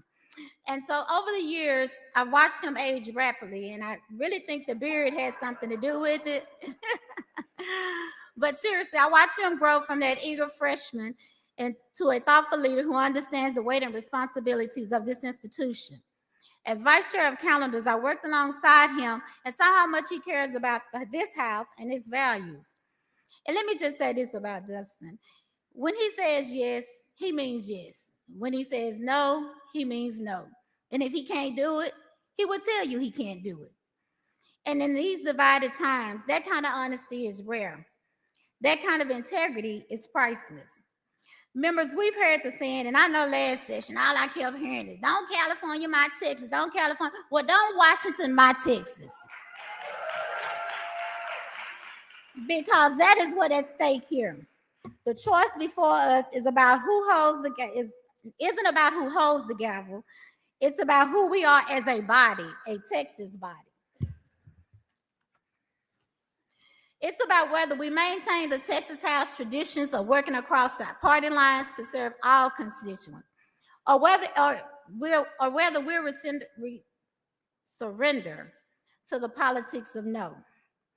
Each of us represent approximately 200,000 Texans who sent us here to think of ourselves.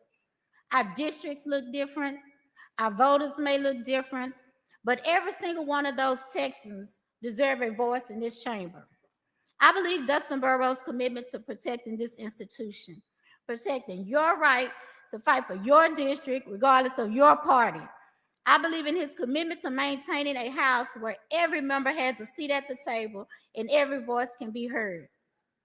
I second his nomination, knowing we will disagree on policy issues, just like my colleague, Representative Plusser said. That's a fact.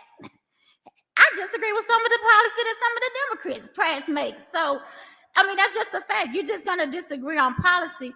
But what I do know is that he's a leader who would at least have a conversation. It's not already a no before you even have a conversation. And so that's a conversation that my constituents deserve as Texans. I'm asking you to take a step back and look at the big picture. Truth doesn't have a party label. And the ability to say what you mean and mean what you say, that doesn't have a party label either. It's called representing. And that is what I was sent here to do. Dustin Burrows is committed to fairness and protecting the traditions of this house. I know because I witnessed it. He stood on the front lines to ensure the passage of my bill to extend postpartum care for 12 months. When I was having issues, he stood at the front. I mean, he was the first one to say, what can I do to help? What do we need to do? This is the kind of leader we need. One who will make sure everyone is able to represent their district. He will be the kind of speaker who can help us find common ground to solve the common problems facing our district and our state. And that's why I am proud to second the nomination of Dustin Burrows as the next Speaker of the Texas House. Thank you, and may God bless this House. May God bless my constituents, and may God bless the great state of Texas. The chair recognizes the Honorable Ana Maria Rodriguez Ramos of Dallas County to make the final seconding speech for Ana Maria Rodriguez Ramos of Dallas County. Buenas tardes. We mixed this up, didn't we? Buenas tardes. Yo soy Ana María Rodríguez Ramos. Gracias a todas nuestras familias por estar aquí con nosotros hoy y por mi abuelita que nos está escuchando desde el cielo. Good afternoon, members. I'm Ana Maria Rodriguez Ramos, and thank you to the millions of Texans who labor every day to make ends meet and contribute to our economy and who are watching us here today. From the public school teacher to the baker in the local panaderia to the farmhand who takes a shower after work every day, this is for you. Thank you to my family and supporters who are here today in the gallery and in our offices, to my husband, Johnny, and my children, Annie, Diego, and Nathaniel. I love you all so much, and thank you, Mom, and to my siblings for your support. And to all who fight for a fairer and stronger Texas, thank you. I stand before you not just as a legislator, but as a living testament to the enduring promise of the American dream. We are all Texans. Whether we grew up in the bustling streets of Dallas or the big country of West Texas, we provide for our families, and we know the value of hard work. Texans are proud and Texans are friendly. Everything is bigger in Texas, especially the hearts and souls of our communities. Texans shelter a neighbor during a storm or give a stranger a jump in the grocery store parking lot. Texans stand up for each other against bullies who pick our pockets and harm our dignity. And yet, across this great state, families of all stripes are one medical crisis away from financial ruin. Our public schools are closing, rural communities are without hospitals, and young Texans don't know if they can save for their starter home. The thing is, these are policy choices, and it doesn't have to be this way. We deserve good pay for hard work, Yet, in the midst of an abundant surplus, we are surrounded by scarcity. A handful of Texas billionaires hold more wealth than the vast majority of Texans combined. Now, I don't say this to vilify people who work hard, overcome obstacles, and earn great wealth. That's the dream. But policies that allow only a few to rise to the top prevent the rest of us from having a fair shot at prosperity. And as a result, we fight among ourselves, divided instead of united. Texans don't expect us to solve everything in this chamber. They don't expect a handout, but they do expect us to put our differences aside in favor of common solutions to give Texans a fair shot. Together, we can pass policies that allow all Texans to prosper. Together, we create our Texas. In our Texas, the sons of the mountains of El Paso and the daughters of the urban tapestry of Houston share an opportunity because they have access to a great education, a college they can afford, or a trade they can master. In our Texas, all people can have access to the health care they need to live healthy and joyful lives, from the white-collar accountant to the blue-collar oil field worker, from the caregiver of a special needs child to the artist bringing light and joy to the world around them. In our Texas, working families from the sun-baked heat of the Gulf to the windy plains of the Panhandle have good jobs and robust benefits and never have to choose between paying bills, putting food on the table, or having access to clean drinking water. In our Texas, we live full lives in the North and storied lives in the South. And in the plains of the West and in the piney woods of the East, we can grow old and retire in comfort, knowing that the next generation has what they need to thrive and keep our legacies alive. By making these ideals our priority, we resurrect the American dream and give Texans the tools and resources they need to build the life they want. Our Texas is within our grasp, if only we have the courage to reach for it. To all my colleagues, I extend an open hand and ask for your vote. Our state faces challenges that transcend both generations and party lines. Let's put the people of Texas first, because we have so much more in common than what separates us. Gracias.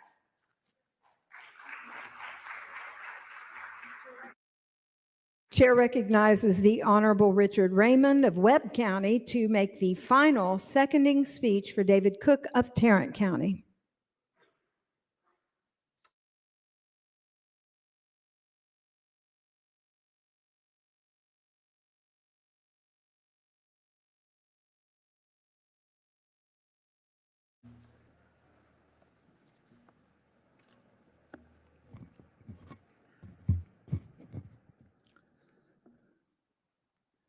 Thank you, Madam Secretary. I second the nomination of David Cook as Speaker of the House. I first walked into this chamber, members, 32 years ago, and still believe my most important vote is that for Speaker. 3 friends of mine filed for Speaker, David, Ana Maria, Dustin, but the numbers being what they are, 88 Republicans, 62 Democrats, initially I supported Dustin. But as I learned more about the race and the candidates, I decided to vote for David Cook. Among other things, I looked at their time here in this chamber. I was willing to look past the things about each with which I did not agree.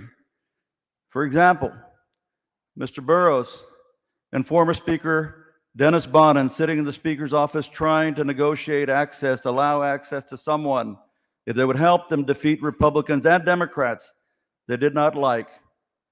And speaking candidly with disdain about many of you, something they both denied until they realized it had been recorded. In the end, it led to Dennis Bonnen having to retire from this chamber. But I moved past that. However, as this race began in earnest, I learned from firsthand witnesses, many of you, that it was Mr. Bonnen who was running Dustin's campaign, still running things. I'm sure he's watching now. Dennis, whose lobbying firm is appropriately and brazenly named Second Floor Strategies. I had hoped we could have a new beginning with Mr. Burrows, but that is clearly not the case, and you all know it. The more I learned about and thought about how only a few would be able to fully participate in a process and be a substantive part of the process, were we to continue with that regime, the more I knew that we must go in a new direction. I believe David Cook will take us in that new direction of allowing more of the members to be part of the process. Democrats and Republicans, not just those approved by the second floor strategist, where only a few are allowed into the room of influence and decision. I know that you want to be on the winning side. I've talked to so many of you, and I know that sometimes you fear that there will be repercussions if you are not. But we must move past those fears. We must be stronger than those fears. You know, I prayed a lot about my decision, and for me, prayers are very important. When you lose a child, as I lost my son Aaron 5 years ago, prayers are even more important in your life. I could not have continued to live were it not for prayers and my faith. So members, we must put fear aside and embrace our faith instead. We must put fear aside and put the people whom we represent ahead of those we fear. When I see the people up in this gallery, I may not agree with everything they believe, but I know that these people have something in common with the constituents in every one of our districts. They fill us with their hopes and dreams, and mostly they just ask that we not be afraid to represent them, even when it is not easy. We must move away from a house controlled by a select few. Mr. Cook is a consensus builder. You know that if you've worked with him, who believes we should all be a part of this process. I've spoken with so many of you about this race, and I know that a majority of you want a new direction, a new start, and a new beginning. And I say, let that begin by doing what your heart and your instincts tell you is the right thing. And there are some Democrats that want to sanction me or censure me. Well, let me tell you guys that are watching, one of the things with which I do not agree with my friend Dustin Burrows is the speech that he gave saying that even if every monument, Confederate monument, was taken down across the country, that they should stand in Texas because Texas is different. I don't agree with that. But boy, if Democrats come after me, well then Democrats, if you vote for Mr. Burrows, get ready, because now they come after you. Mr. But it's Rainey, not your about time party has politics. expired. It's about the future. Thank you. Thank you. The chair recognizes the Honorable Lacey Hall of Harris County to make the final seconding speech for Dustin Burrows of Lubbock County.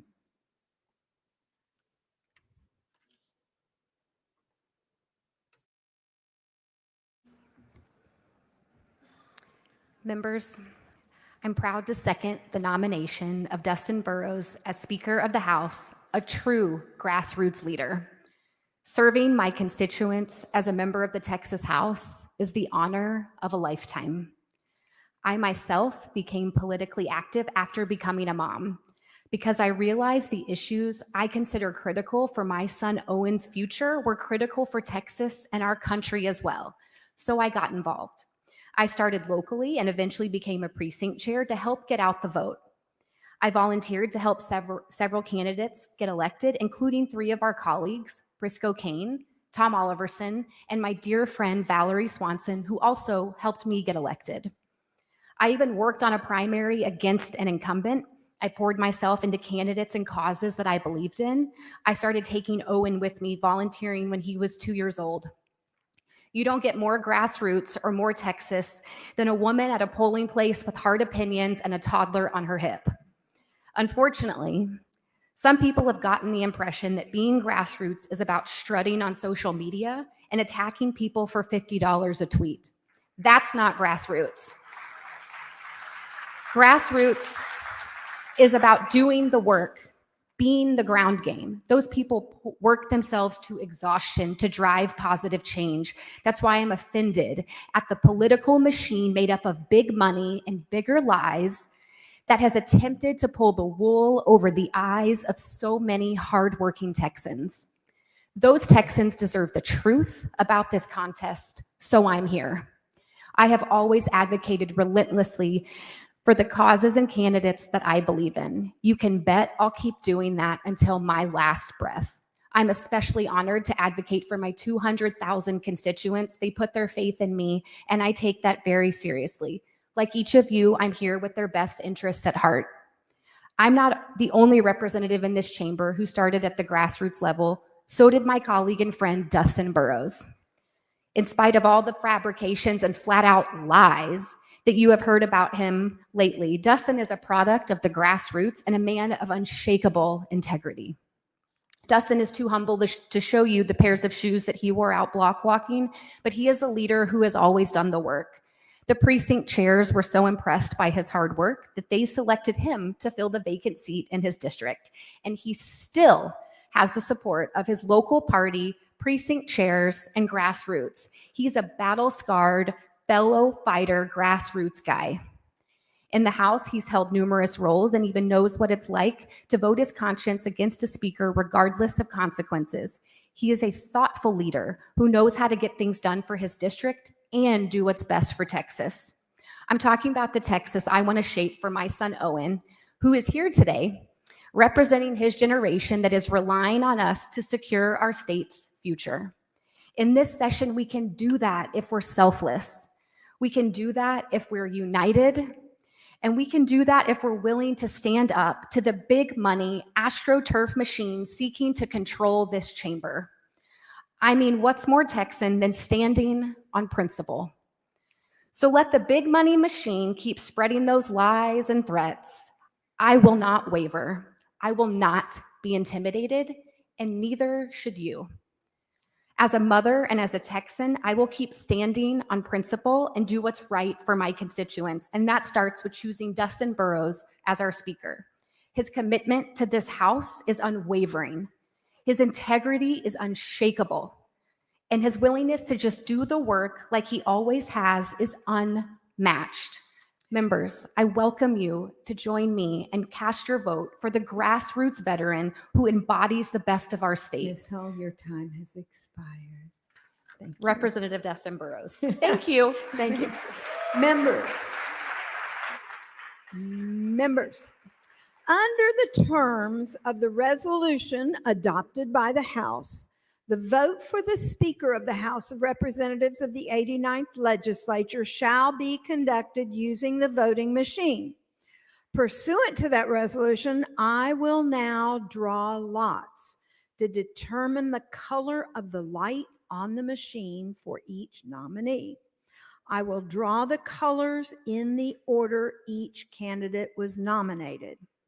Y'all trust me? Okay. All right. All right. Here, we're turning off the microphone. What? My fingers don't.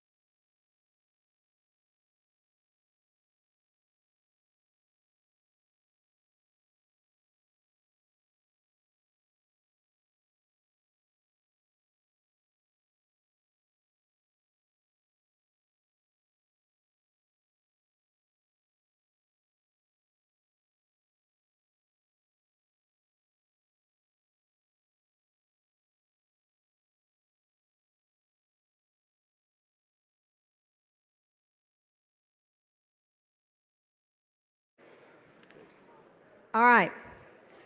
Please, members, be sure the key to your voting machine is in the horizontal position. Pursuant to the drawing that I just conducted, the Honorable Boroughs of Lubbock County will be the green light. Is that right? Okay. The Honorable Rodriguez Ramos of Dallas County will be represented by the red light. And the Honorable Cook of Tarrant County will be represented by the white light. I'm going to repeat that. Burrows, green. Rodriguez Ramos, red. Cook, white. Got it? Okay. Members who do not cast a vote and were present on the initial roll call will be shown as present, not voting in the journal. Members and guests, it will take a few minutes after the vote is closed to announce the result. The chair would ask, please, members and guests remain seated and hold any applause until after the chair announces the results of the vote. So, members, the question occurs on the election of the Speaker of the House of Representatives of the 89th Legislature. Members wishing to vote for Representative Burrows shall press the green voting button.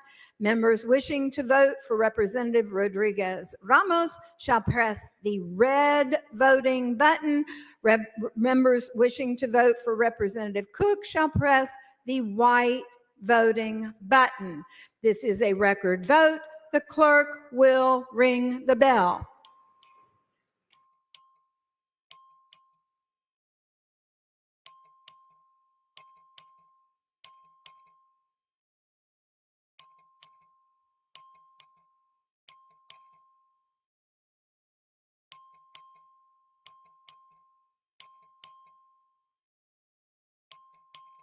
Give me a second. Have all members...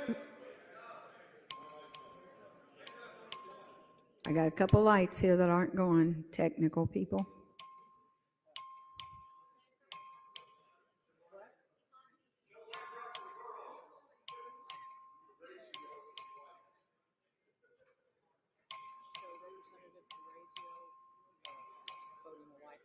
Show Representative DeRacio voting the white light. Any others? And stand up and shout.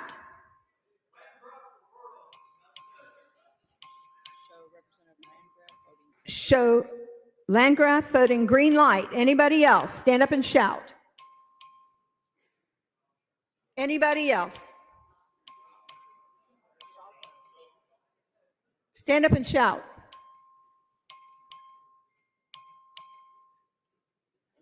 Anybody else? Have all members voted? Have all members voted?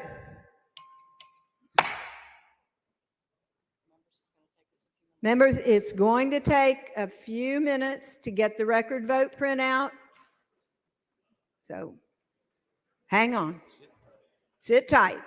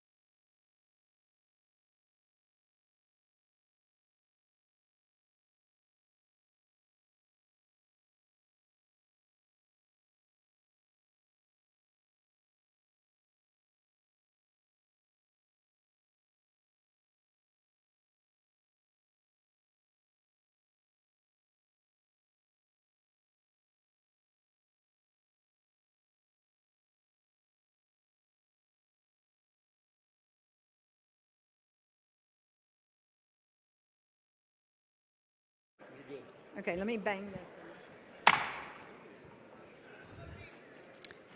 Members, if you'd return to your seats, please.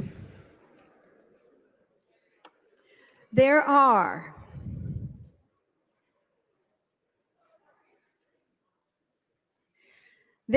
71 votes in favor of the Honorable Dustin Burrows of Lubbock County. There are 23 votes in favor of the Honorable Ana Maria Rodriguez Ramos of Dallas County.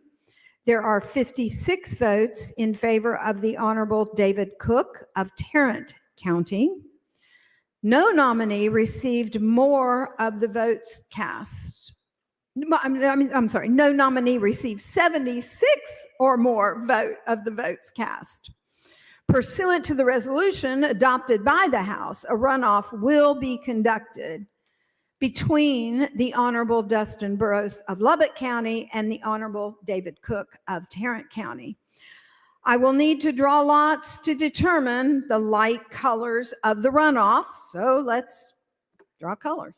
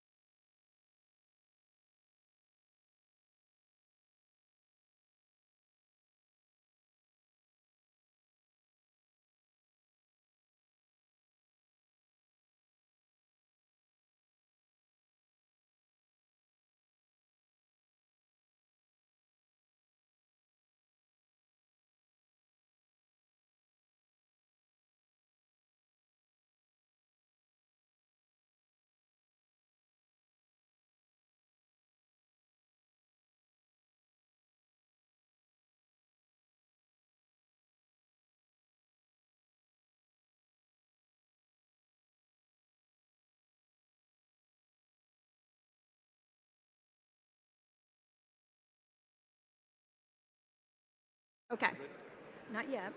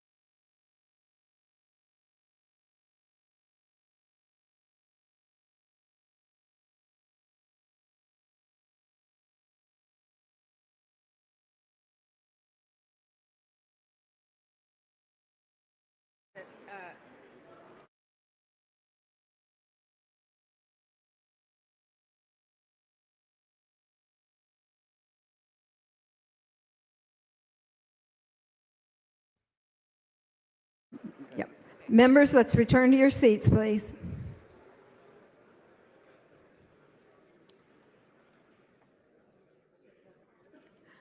All right. So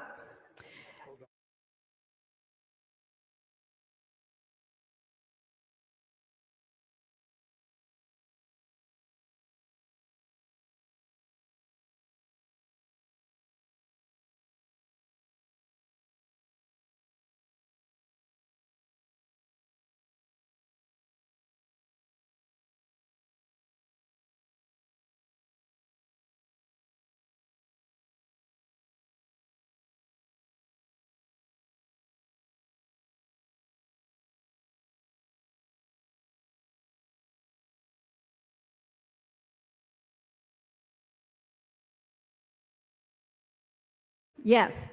The Honorable Dustin Burrows of Lubbock will be represented by the green light. The Honorable David Cook of Tarrant County will be represented by the red light. And the white light will be used by those members who wish to be recorded as present, not voting. Members and guests remain seated and hold your applause, until after the chair announces the results of the vote. Members, the question occurs on the election of the Speaker of the House of Representatives of the 89th Legislature. Members wishing to vote for Representative Burrows shall press the green voting button.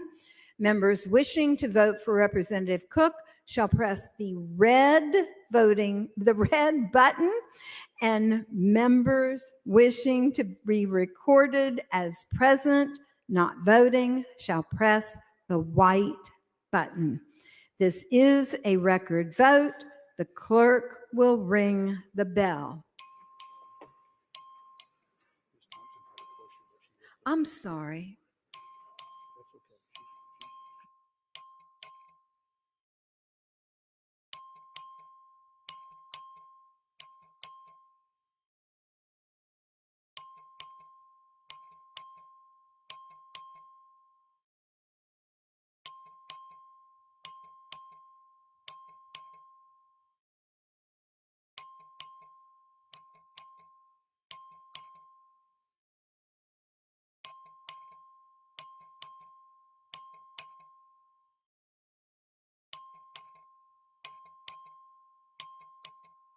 Have all members voted? Have all members voted?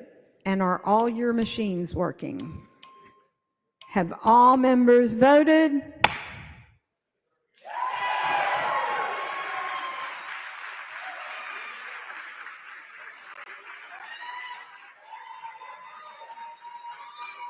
Burrows?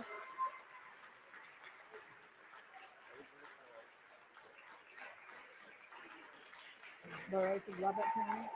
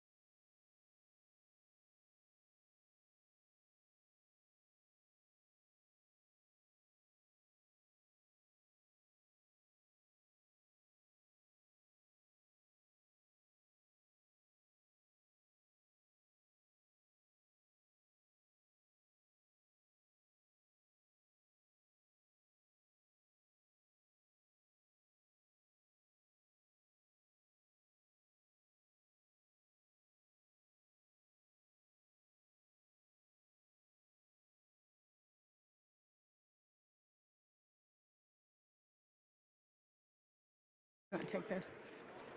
Okay. Members, take your seats. There are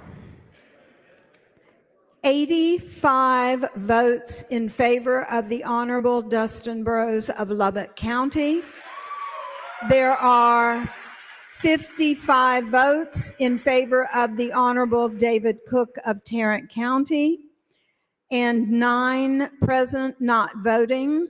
Pursuant to the Constitution and laws of the state of Texas, I declare the Honorable Dustin Burrows of Lubbock County to be the duly elected Speaker of the House of Representatives of the 89th Legislature. Will the Speaker-elect and your family please assemble at the Chief Clerk's office and proceed to the dais?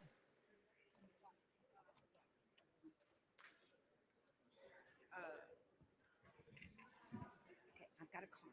You can turn that off. I've got a card. Oh, no, you can turn it off. I've got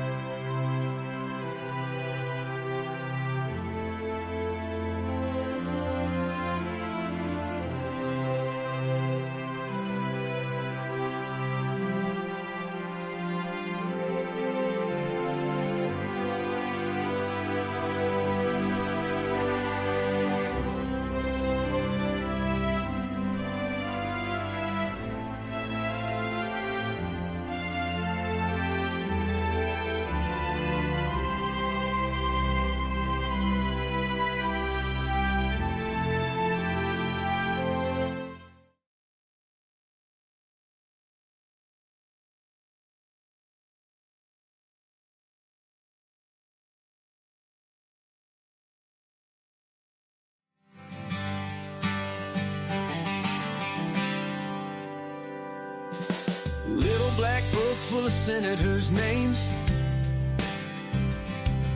Private jets to islands playing twisted games. Said I was crazy talking about them camera feeds. Now everybody's wondering why that guard fell asleep. They called me crazy yesterday, but now it's headlines in the light of day. Them suits in Washington are proving me right. Every time they open up their files, just give my theories a little while. What's insane at dinner time is breakfast news at night.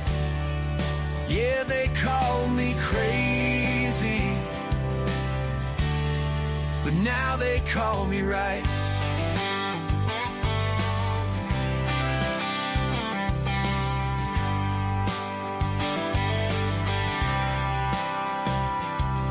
Billionaires in bunkers while they tell us all is fine.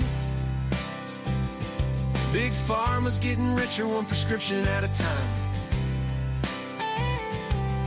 Temple's getting crowded with them devils in disguise.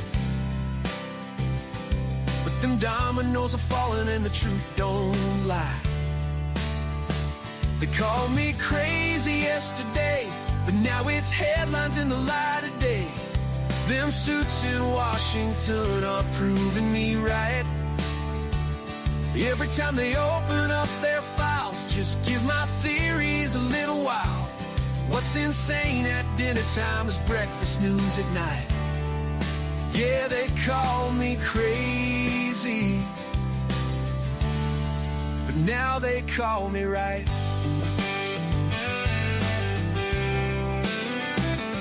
It ain't paranoia when the footage shows the truth. It ain't delusion when they can't hide the proof. You can label me a madman, call me what you like, but I'm batting 1,000 on these dark moonlight nights. Got a list of theories in my bottom drawer. Gonna wait 6 months before I show you what they're for. 'Cause every wild conspiracy seems to find its day when them cameras stop rolling and the truth gets away. They called me crazy yesterday, but now it's headlines in the light of day. Them suits in Washington are proving me right. Every time they open up their files, just give my theories a little while. What's insane at dinner time is breakfast news at night. Yeah, they call me crazy, but these days I sleep just fine. 'Cause crazy keeps on turning into front page